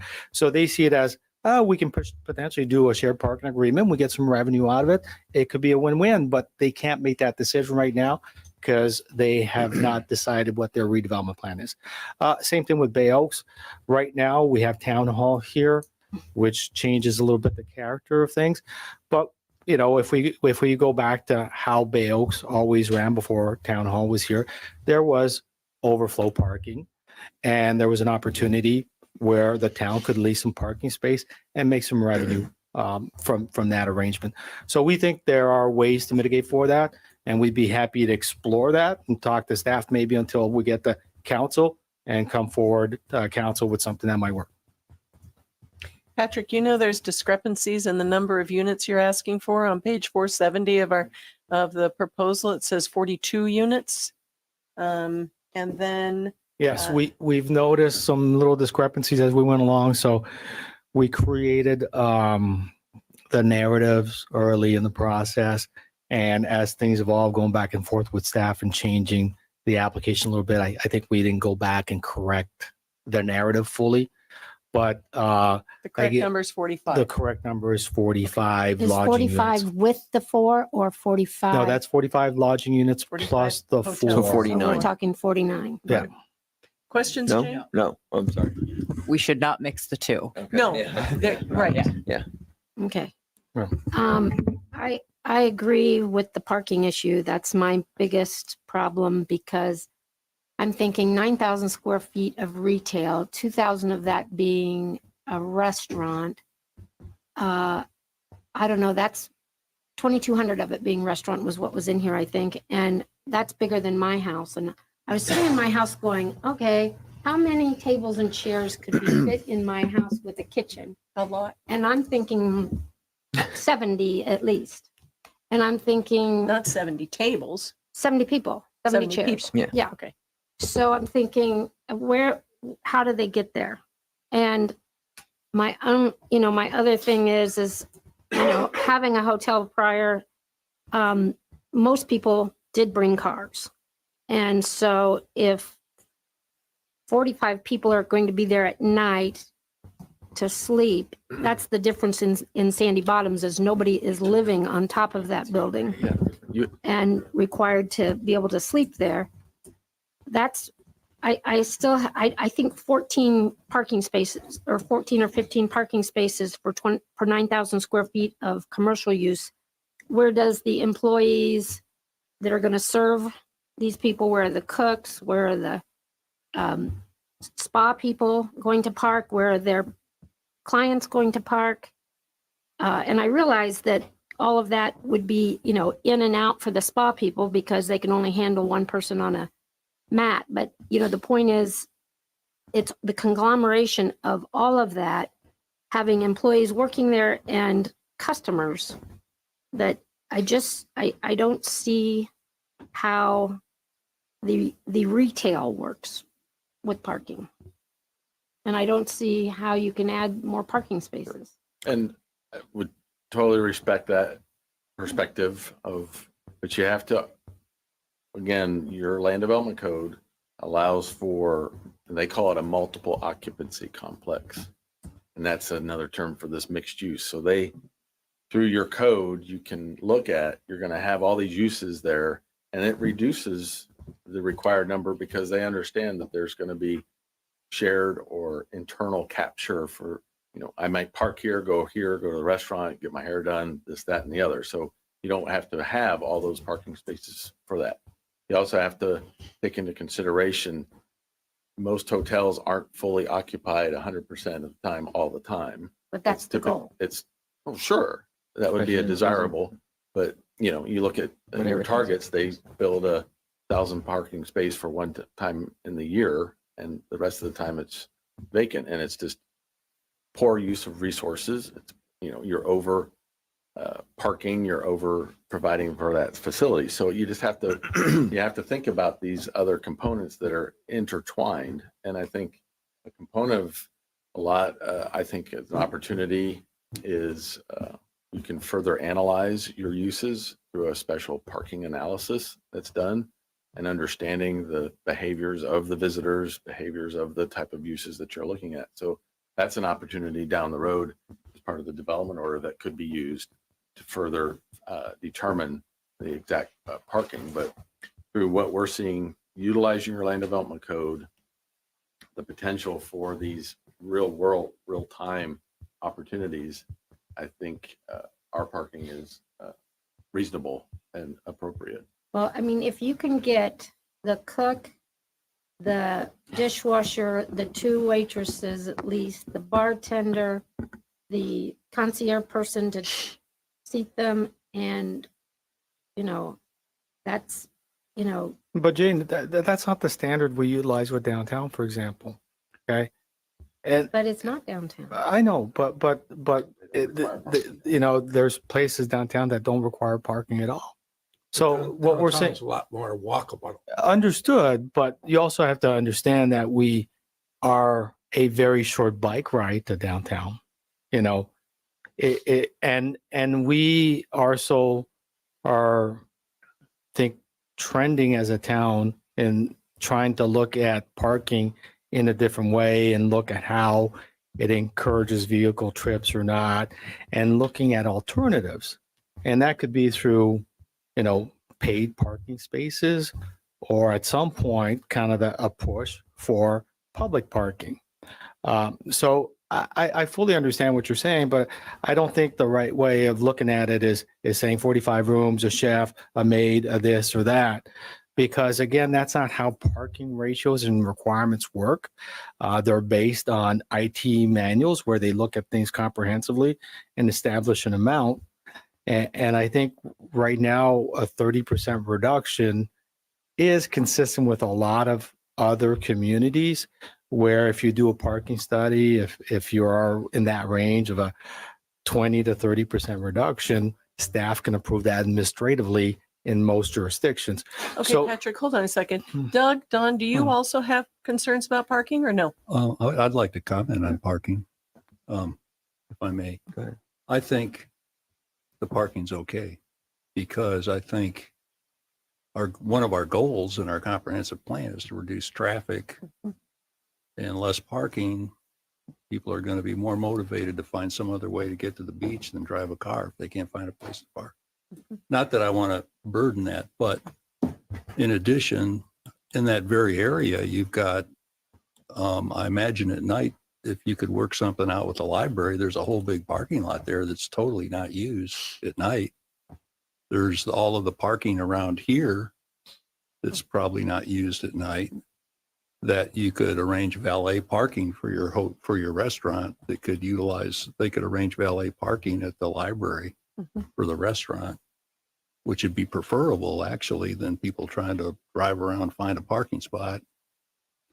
And I think as we look at these future developments on the island, we're going to see that we can't fit in all of the parking that we're used to seeing. And maybe that's a good thing in my mind, because, who wants a Walmart parking lot, using all that land up for just because we're trying to meet some code that's convenient. But I think 20 years from now, we're going to see less cars on the beach. So got to look Don, to the do you have future. a concern about parking? I think there's this particular project has a lot of opportunity to address the parking situation. There's no question. I mean, you do the math on it, forget about the code for a minute. Practicality of it is you're going to need more spots than's there. I mean, we're going to see people parked in Bay Oaks. We're going to see people parked in the library. We're going to see people parked down at the whatever the little shopping center is Oh, no, there. you won't. Yeah, you will. Yeah, you will, No, because you won't. they'll charge for parking, and anyway. But the point being, people will park somewhere. People will find it. I do think, that's one of the things I think we talked about when I met with Ken and Patrick, but just, I said, well, what about the buffer on School Street? Is there any way to, get the town to, put some pay parking spaces in, or put some sort of parking? I think of golf cart parking. It's smaller than vehicle parking. There's, potentially, I'm not saying redesign the project, but, put a deck, right? Like one of the things I said is, hey, there's 4, dwelling units. How about 8?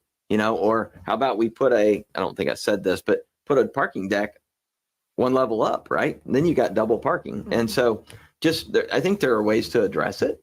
I have the concern, but I think those car lifts like they have at Margaritaville, right? So there's ways to address it. And I think if the applicants are willing to address that with either some, parking agreements or other things, I think my concern is less. I think this project it's got a lot around it, right? It's an awesome looking design. I think the concept's great. I think a lot of thoughtful analytics went into looking at it and how do we make this work. This is going to have to be done like 15 times, at least on this island, very similar kind of solutioning, if you will. So I think it's a great example of what we're going to have to see and what we're going to have to get a little more comfortable with. It's like the well, when we did the well, I'm like, man, there's no way. There was never enough parking at the well before. There still isn't going to be enough parking at the well, but it's a reality. That's where we live, right? That's where we are. We only have so much land, and I think we're going to have to get a little comfortable or get comfortable being uncomfortable. And I think it will encourage, as Doug said, I think it will encourage people. Hey, I'm going to ride my bike, or I'm going to, I don't know, carpool to work, or whatever the case may be. I think there's going to have to be some bigger thoughts and solutions. So, Jane, I didn't mean to cut you off. If you have No, I think it's a great look. I love the design. I want it to succeed. My concern is that you have to have accessibility to have those businesses make it. And if it's too hard to get there, how are they going to succeed? And I just think the numbers are low on the parking to make it happen and be successful. And, I think that you need to somehow come up with more parking. Well, we'll be happy to talk to our council folks and talk to staff about some of those solutions and be able to present something at the council meeting. Again, part of the making of the sausage is you have to come forward with a petition to be able to engage staff and start talking about those solutions. And right now we're not there yet, but I think by having come to the LPA and then needing to go to council, we can have those discussions and seriously talk about potentially like a lease of some of those parking spaces and some of those solutions. Madam Chair, could I ask, just on the parking, is the thought of anyone that's got concerns with parking that we need the full code required parking? Because I actually don't even think that's enough, right? So exactly. So even if we said, hey, figure it out, and you say, no problem, we'll figure it out. We'll put a parking deck, we'll put lifts on the parking deck level, and we'll get you all your spots.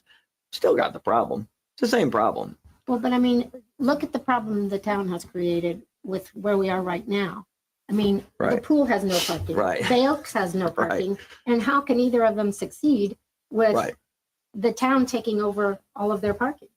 That's just really sad. Right, but nobody said to the town, you can't have a town hall here. I know, but nobody asked. Because maybe we would have. Yeah. Well, with your permission, let's see what the public has to say. Okay. So I'm going to open the public hearing, and then we'll come back and we'll discuss some more. Is anybody here anybody here to share it? Oh no, honey, come up. You're new. You're new to this process. So nice to see you. Hi, good to see you all. All I'm saying is the location. Your name for the record. Pull that down to your little staff. Hi. I think the location. Sherry, say your name for the record. Hello, I am Sherry Dabrowski. There you go. I bought a house here in 2012. I've worked for Anita, which I love. But Bevan Rowland's facility is the location, it screams for walkers. I think anybody staying in Times Square, going out to dinner, will walk down to their establishment, hit the shops. They won't need cars. I think they are so accessible to everything. I feel like the library will be better utilized by the people that'll stay there. They're encouraging families. Our library is great for kids. So, I mean, I just think that I don't think parking is a big issue as it could be. Just because people are on bikes and now they have those little electric scooters that you got to watch out for. So, Thank you, Sharon. yeah, location, I think they're great. Thank you very much. Would anyone else care to speak? Yes, sir. Believe me, we understand. Hi, my name is Gil Poff. Hi, Gil Poff. I've worked for Bev and Roland since they opened. They turned to everybody that I dealt with that stayed there. They really enjoyed staying there. They had access to the beach right across the street, and in the season they had the trolley. So what they're going to do now is turn something that they had that was good into something that's great. Thank you. Thank you so much. Anyone else care to speak? Yes, sir.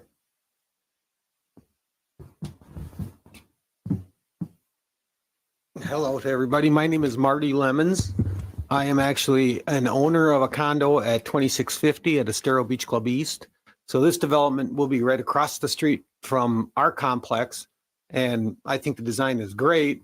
Most of the people that I've talked to, I'm actually on the board at Estero Beach Club East. Most of the people that I've talked to are excited about having something like this across the street. We think it would enhance. And from a parking standpoint, I can understand the concerns. We have our own issues with parking as well because we have limited parking spots. And in high season, it's a challenge. But it always gets figured out one way or another. So my personal opinion would be, don't let parking be the thing that would mess up the opportunity to build something like this. That I think would be a great enhancement to the community. So, Mr. Lemons, thank you for your comments. Anyone else wish to speak? Hi, everyone. My name is Gabriella Leonard, and I've been Fort Myers my whole life and recently started living in Fort Myers Beach and just absolutely love it. Currently, I'm away in law school, but I plan to come back and raise my kids here, that sort of thing. So I kind of want to have a unique, younger perspective and just like with this direction. And I think this is a fantastic thing for Fort Myers Beach. I think that bringing in people and families and businesses would just be amazing, especially mid-island, of course, downtown Times Square area. It's getting rebuilt very quickly and there's a lot going on, a lot of people, a lot of traffic, but down here, there's really nothing going on. So I think this would be a great opportunity for something like that. And I agree with what everyone has said about the parking. I think that one way or another, it'll work itself out. It's really not that big of a deal, in my opinion. Also, I think we should encourage people to walk and ride their bikes, things like that. I think spending the day on the beach and driving isn't always the best case scenario. So I think having people walk or take the tram or public transportation, Uber, that sort of thing is the best case scenario here. So thank you. Thank you so much. Good luck with school. Is there anybody else who'd like to speak? Hello, my name is Joy Leonard, and I live here part-time on the island in Fort Myers for 15 years now. I absolutely love the design and the location. I had the unique opportunity to stay at Casa del Mar in Santa Monica. If any of you are familiar, look it up. It's absolutely beautiful. Small. Santa Monica is still small, still nice and thriving. Most of their transportation is valet. It's not on property. They have no problem having people in there for dinner, lunch, breakfast, happy hour, all the things. And I support it. So thank you. Thank you very much. Is there anyone else who'd like to speak? No? Beverly, Roland? No?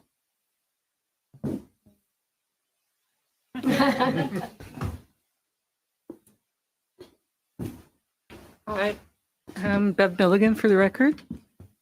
I just wanted to do, first of all, thank you to staff for supporting this project. And I thought it might be helpful excuse me, I'm really nervous. Don't be nervous. You've done this before. I know, that's why I'm nervous. I wanted Would you to. like a lifesaver? No, maybe after. Maybe after. I just wanted to do a 360 from Meyer side. If you're standing in the middle of Meyer side, and our neighbors. So the town is our biggest neighbor, arguably. Okay, so in the town, again, I want to thank staff for working with us. You have been fantastic. Thank you. Bay Oaks. Every single unit that we had at Meyerside had a membership to Bay Oaks. It was good for our guests. It was good for this community. Meyerside has always supported this community. We will have 45 memberships and 49 if for the houses too. We will provide that to the staff housing. This is something to support our neighbors and our community, as we always have and always will. We encourage every builder on this island going forward who is providing staff units to buy a membership to Bay Oaks for each and every one of their units. It's good for the community and it's good for the guests. We have always supported Little League. From the beginning, our neighbor. And we've sponsored them. We've provided trees at the Christmas Tree Festival. We do whatever we can. And right now we can't do a lot because we don't know what's going on with Meyerside. So we go to their games. That's what they need right now. And that's what we're doing. And we encourage everybody to support Little League and go to their games. It's good for the community. It's good for our kids. Going back to staff, I just want to talk about the Mount House for a minute. The Mount House is something that we have always supported at Meyerside. And what we've always done is we have provided at no cost to our guests a free kayak tour or a walking tour at Mound House if you stay more than 2 days. The Mound House sent us a bill that supports our neighbor, the town, and that supports our guests. These things is being part of a community and being part of a business in this community. We will continue to do this for our guests in our community. I just want to tell you these things because we have been here and we have supported the community. We want to continue to do these things. They're important, and we encourage anybody in future who builds a hotel room on this island to do same. With respect to the school, we supported the PTO. We've provided many, many free nights to help them fundraise. We will continue to do so. We have supported curriculum at the school. A neighbor, we will support our neighbors. As we move over to the Methodist Church, we have a very strong relationship with the Methodist Church. We have, from the beginning, as they have had staff changes, we have consistently supported them. We have a strong, strong letter of support that I will leave with Amy today. We have it in our packet. Okay. The library, I have made a presentation to the board of directors of the library, brought the concept plans, the drawings, engaged with all of them. They were very positive for this development. Very, very positive. I've spoke across the street. I spoke last week with Mary. She owns the property over there. They're beaten up from Ian. They're older. They're tired. We talked for quite some time. She supports this project. I didn't have the heart to ask her to prepare a letter for us, but they do support. Amy, Marty and Amy, our residential neighbor, they've been great from the very beginning. They built after us. They loved Meyerside. They miss Meyerside just as we do. Maybe not as much, but they do miss Meyerside, but they do support this. We've had many lunches and discussions about what we're going to be doing, and they trust us that we're going to be good neighbors, as we always have been.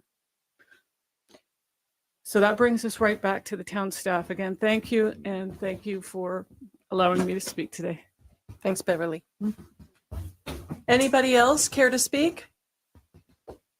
Okay, hearing none, we'll close the public comment. Are there any follow-up questions for the staff or the applicant? Patrick, come back up. I have some questions for you. I'd like to add some conditions. Okay. I don't want Fred, no. Fred's over there. When we spoke, I am with you 100% on how important design is for the community, for the public space, for the enjoyment of people who will never walk inside a store or a hotel unit at Myerside. How do you feel about adding a condition that we spoke about that includes all of the images in your application as something that the end product has to pretty much look like this? Yep. And we talked about this, and this is consistent with other jurisdictions where when there is an approval for plan development, if there are renderings provided, the development can be conditioned upon building something that is generally consistent with those renderings.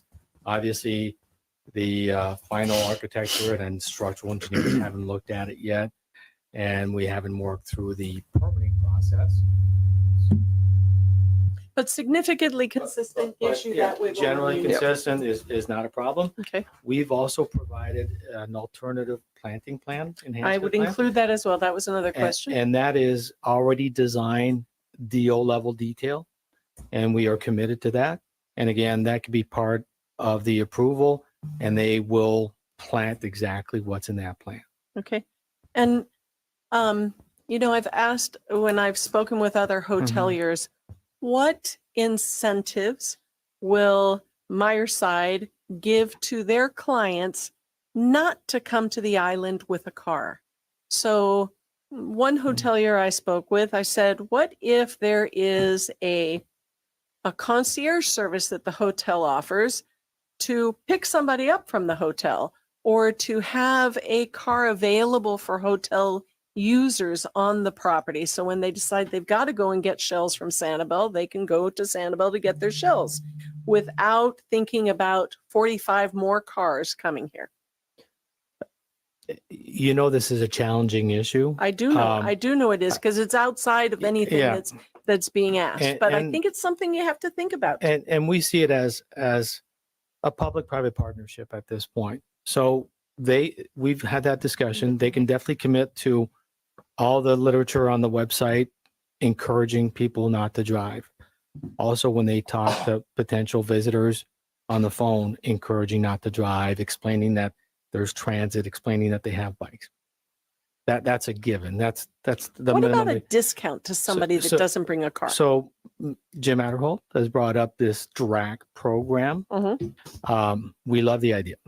Okay. Okay.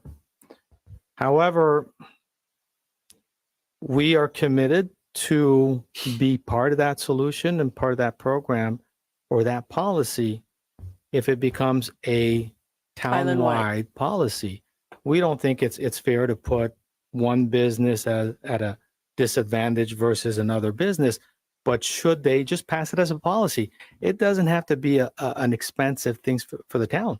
It's just that, if you're a hotel, you offer this discount if people don't drive their car.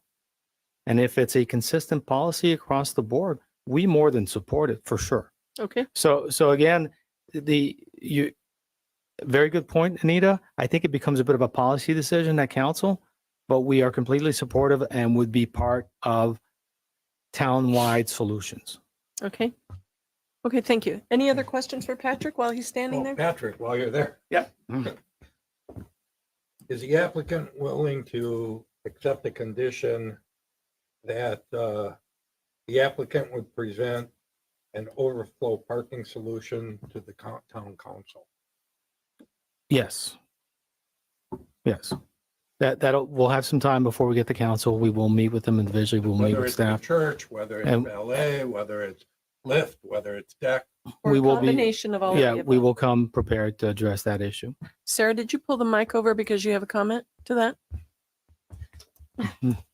I'm not sure if this would meet what you're looking for and what you're willing to provide. Would a condition along the lines of the property owner commits to encouraging visitors and staff to arrive without an automobile if the proposed development's parking needs exceed the on-site parking provided, the applicant shall provide valet parking and or coordinate with adjacent property owners and or consider other parking options to provide adequate parking. So that leaves it very open. That leaves a lot of options. It does. to- But as a condition, and then we can address it for Okay. sure. Okay. That we can Thank you, certainly Sarah. live with that. Much fancier than yours, Jim. She gets paid by the word. I've been thinking about this through the entire conversation. Any other questions for Patrick while he's there? Thank you very much for your presentation. Any follow-up questions for staff?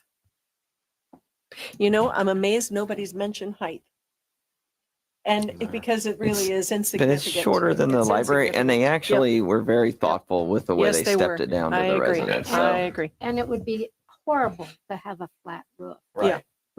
Yeah. made it Yeah. look like the library. I had no Yeah. problem with the small height variance, couple feet Yeah. over what they could get. Plus, I think it's still at 37. I think the library, top of the library roof's like 50 something. Yeah. So I think it's in scale with the neighborhood. And this, I think, I think we're going to see this on other proposals.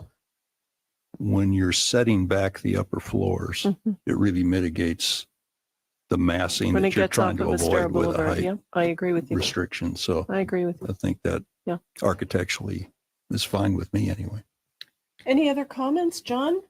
I'd like to say just, I think a plan to address the parking is Critical. very important. But I'd also like to say that it's incumbent on them to accommodate their customers. And if there isn't enough capacity, they will come to a solution to accommodate adding more customers. So I'm not sure that that's a place for heavy regulation or direction. Let me put it that way. Now they will succeed or fail based on Yes, how people get that's to true. their establishment. That is right? true. Exactly. That's true. Okay. I think that we need to have an addition, other than the condition that Sarah so eloquently memorialized for us.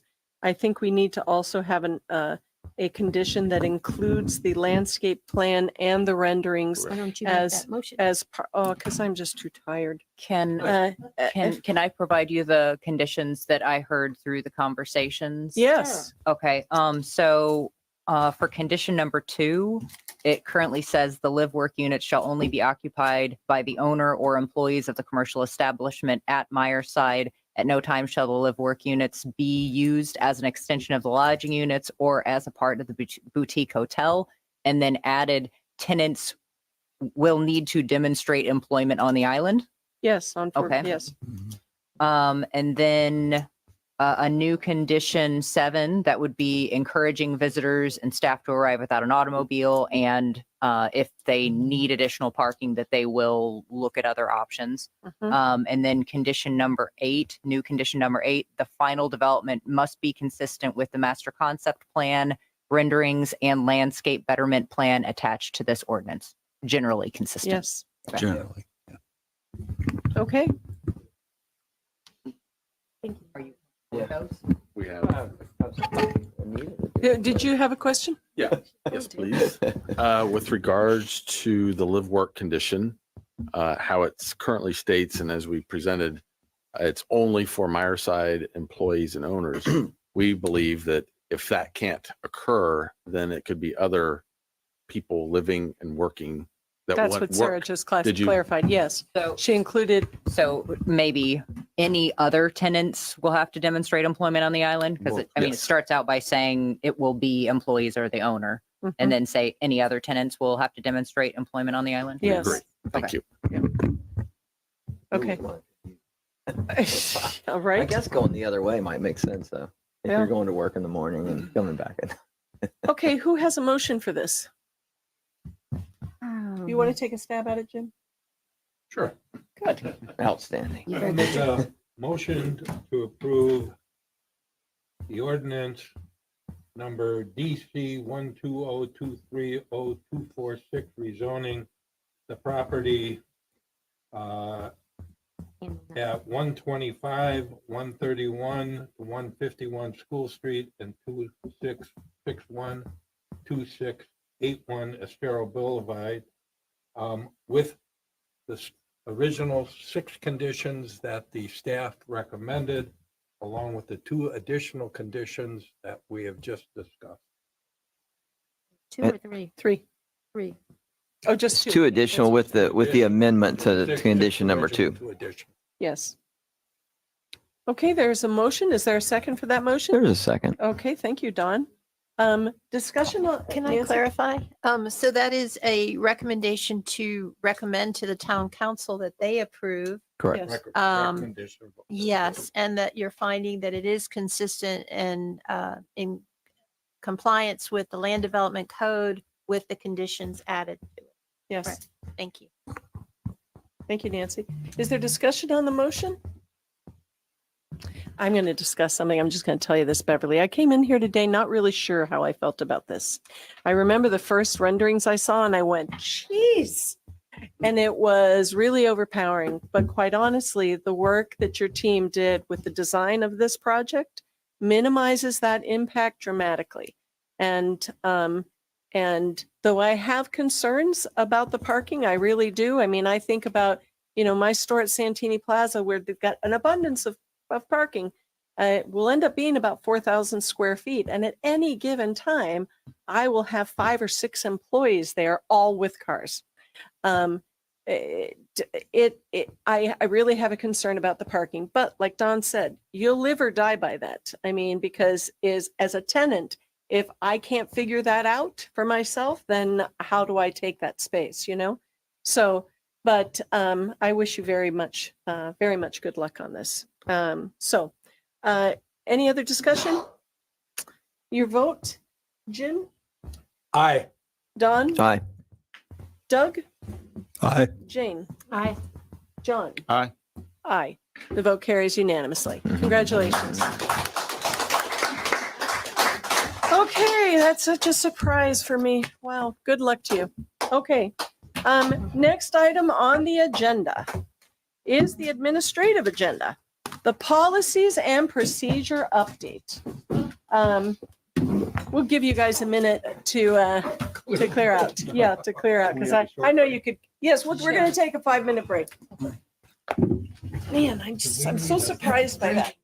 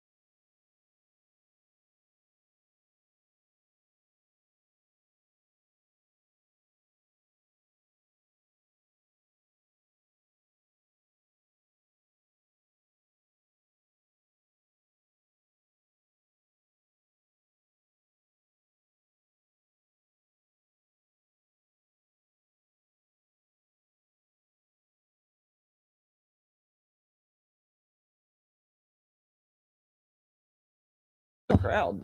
All right, yeah, there's absolutely no one in the room but us and Jacob now. So that was, okay, talk about it that all. was a very good conversation. Thank you all. Next item on the agenda is a policies and procedures update. And I'll turn this over to Nancy, but Jane, did you see all the signatures on that? Bill Van Duzer, Carlton Rifle. Yes. Okay, go ahead, Nancy. Okay, this is going to be short today. That's so great. So what you have in front of you is you have an old resolution from 2009, which sets forth what your policies and procedures are. And under your code, you are authorized and required really to have some procedures that you conduct your meetings with. They are outdated, to say the least. But they are also very, very detailed, and there's really no requirement to have them contain specific things. It's a very, very good, I would characterize it more as a manual. But there's good information in here. So according to the code, you can update this and amend it, but it needs to be done at a date, a scheduled date. So I wanted to go ahead and provide a copy to you today, ask that you schedule a date to discuss it as a group. And in preparation for that meeting, if you could give me a call or send me an email with any areas or changes that you would like, and then I can present to the entire group. The things that I worry about most is in these quasi-judicial proceedings that you have, there are property rights that are at risk. And so we proceed very carefully with those. And so just making sure that our procedures, that we kind of check all the boxes as we go through the hearing, which I think you have, and I really want to thank you all for that, and allowing me to jump in every once in a while as I do. The other type of matters that you handle are legislative, and those are more policy setting, policy development, as opposed to policy application, which is your quasi-judicial. So your procedures for those can be a little bit less formal, I guess is one way to say it. The crafting of the motions, Anita had asked me for a little guide or cheat sheet or whatever, and you saw that today. And it helped, didn't it? Did it help? It helps, and it helps in that if there's ever any question about what the LPA has done, it's specifically stated, and all the little buzzwords are hit. However, if we don't do that, we can generally piece it together from your discussion. So having that, I think, is good. I can massage it a little bit more, but we did want to give you something. Under Florida law, however, in quasi-judicial, if there is a denial or a recommendation for denial, you do need to state a reason, and it would be basically the fact that one of the criteria has not been met. That's important. So other than that, I think what we need to do on this is set a date to schedule it for a specific LPA meeting to discuss it. And as I mentioned, if you just want to feed me some comments, and I'll have my own as well, and then we can all discuss it at that date. Okay. Is this the attached MRF policies and procedures? Because what? We've got the marine resources. We've got the MRF one. Oh on dear. here. Okay. Well, we'll make I think I have a couple extra copies, but we'll definitely give you all a copy before. I have. So Nancy, if you can hold off for a second, let's go to, let's wait until we get to the schedule for the agenda, and we'll talk about what day to schedule that for. So anything else on your list, Nancy? No, other than you do have a draft resolution for the 3 variances that you did today. We're going to modify this a little bit more. Working through it today, it identified some things we need to add. But it will be consistent with your decision, and we'll have Anita sign that, and that will be part of the, well, it won't be part of the agenda. It's not going to the town council, so we're good. Okay. LPA items and reports. John, do you have anything? No, I have nothing. How about you, Jim? No, Amy, but could we have copies Printing them made? now. then? Okay. Thank you. Jane, anything? I was just going to comment on the fact that our ethics paperwork needs to be in by July 15th or something like that, and it can only be done online. So if you didn't get that connection through Amy, make sure that you get that. Amy, could you resend that out to from the everyone? state. I did not send it. The Ethics Commission sent it Oh, to okay. you, so maybe check in your spam Oh, box. that's but- why Oh, yeah. I confirmed Okay. with you because I the haven't seen it address that it came from was not comfortable to me. Any And idea when it came? Right, it I came maybe got about mine a a couple week and a weeks ago. half ago, Okay. 2 Yeah. weeks ago. Okay. And check in your spam box, and it should be everything this year as of July 1st or as of this year, rather. It's all electronic through the Ethics Commission, so. Bless you. And Don, if you have problems finding it, I'll help you. But I can reach out to the Ethics Commission and have them send it. Filed it back because I know they sent something before. so Mhm. Okay. I think I sent Doug, any items? No, ma'am. How about you, Don? No, thank you. The only thing I have is I just, there's been a lot of talk about the changes that we made to the comp plan. In fact, we haven't made officially any changes to the comp plan.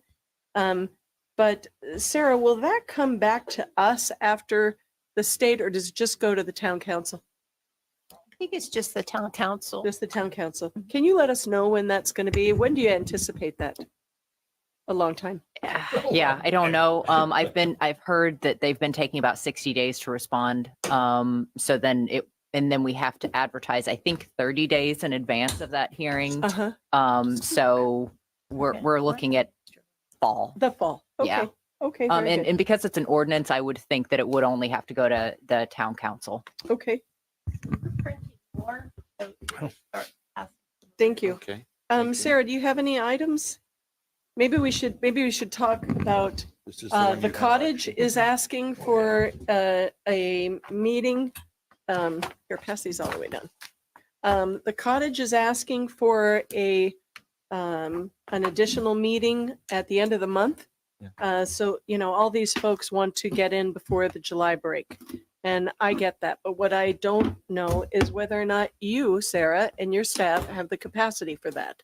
So this decision in my mind is up to you. I think, if maybe everybody looks at their calendars, the two second meetings that are being asked for, one is for the cottage and one is for the outrigger. The outrigger is asking for June 25th and the cottage is asking for May 28th. Does anybody have any conflicts on those days? I checked my calendar. I'm good. Okay. Say the dates again, I'm sorry. May 28, June 25. But then the real question is you, Sarah. So I'm going to our schedule right now. And there we go.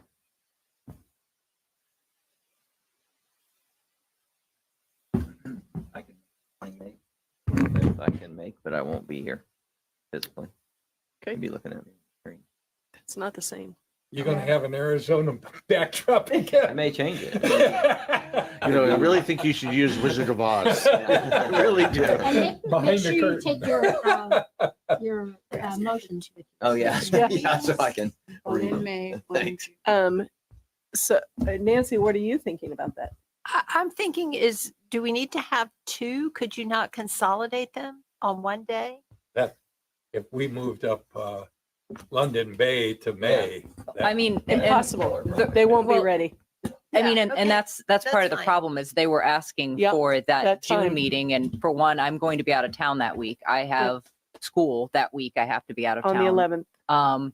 But just to tell you guys, we have 31 cases in right now. Every single hearing, we have 5 to 6 cases.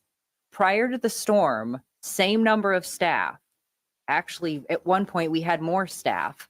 If we had 3 cases, it was a big meeting. Yeah. So right now we're handling an enormous caseload. way more cases than we have before.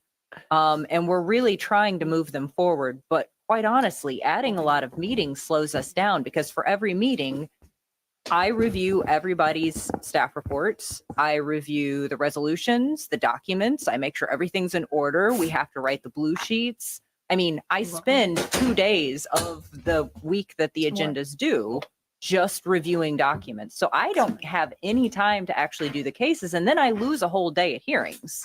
So if we have a meeting every single week, I get 2 work days, which doesn't allow me to really do a review. So let me ask you something.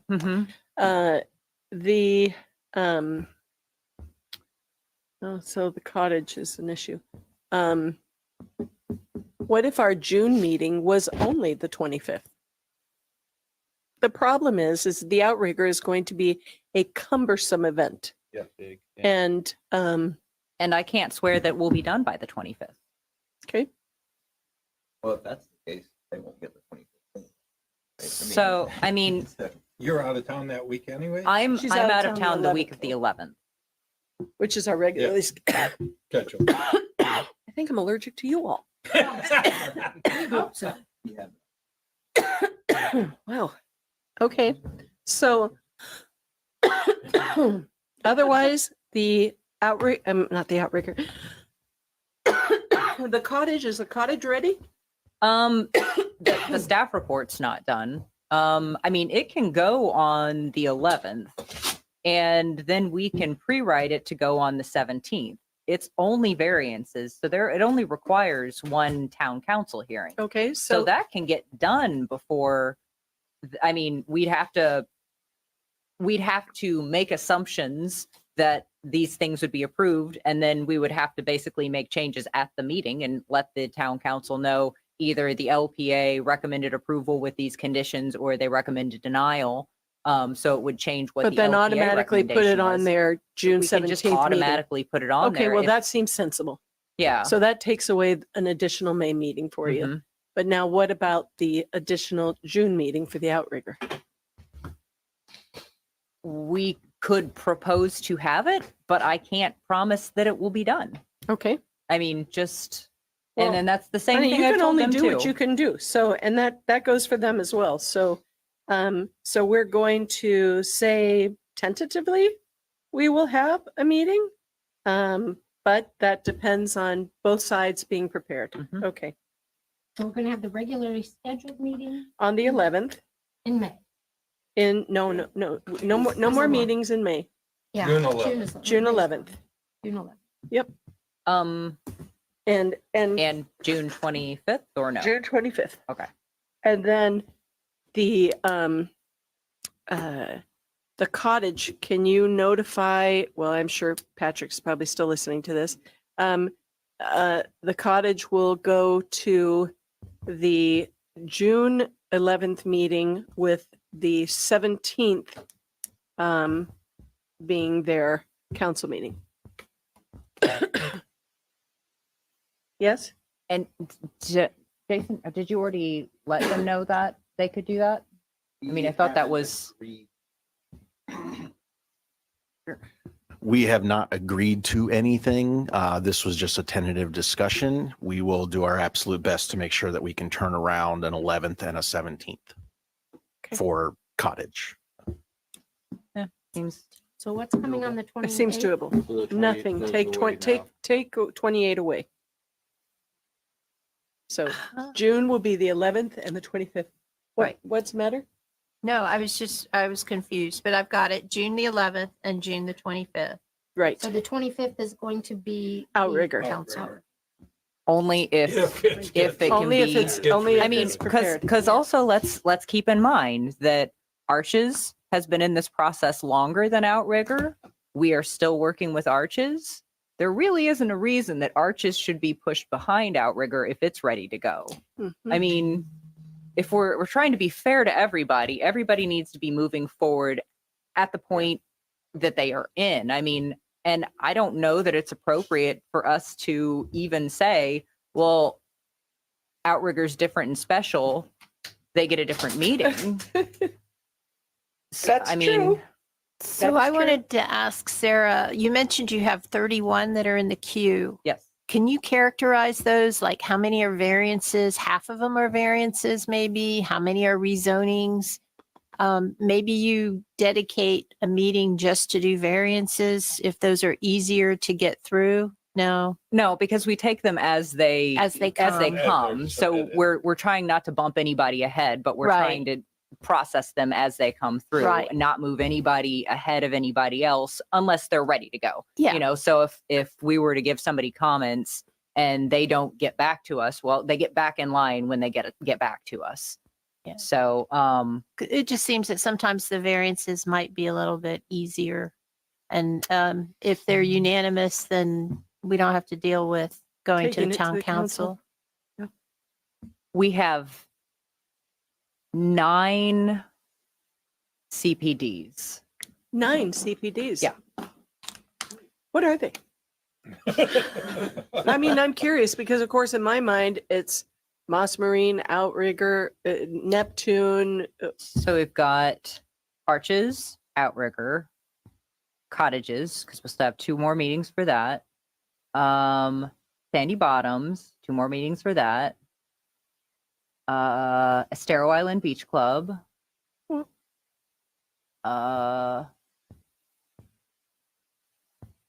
Island Beach Club is next door to Diamond Head. Oh, there's one that doesn't have a name, but it's a, yes, yeah. Okay.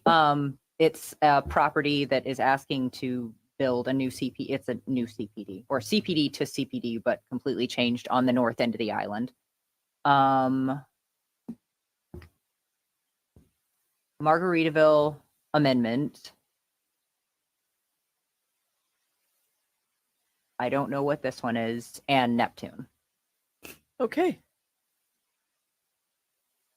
All right, so we're set for That's only 8. June 2 meetings. Oh, 8's better than. I have another question for you all. So we're off in July. Is there any, does anybody have any scheduling conflicts? Our August meeting would be the 13th. Everybody going to be here? Or it's in Timbuktu. Just asking, not. Well, we value your participation so highly. That's the thing. You're welcome. I told him to take his rules. Yeah. LPA will be on the 13th of August. We're waiting on a board. The only thing I would tell you is we're waiting on a board date. We're supposed to have a board meeting. Okay. But everybody else will be here? Oh, good. And we'll have a new member by then? Okay. So, I'm good. anybody have anything else for community development reports? Nothing? We know what's happening next month. And anything else from anybody? Going once, going twice? I'll have a Motion meeting. to adjourn. Thank you, Jim. Second. We're adjourned at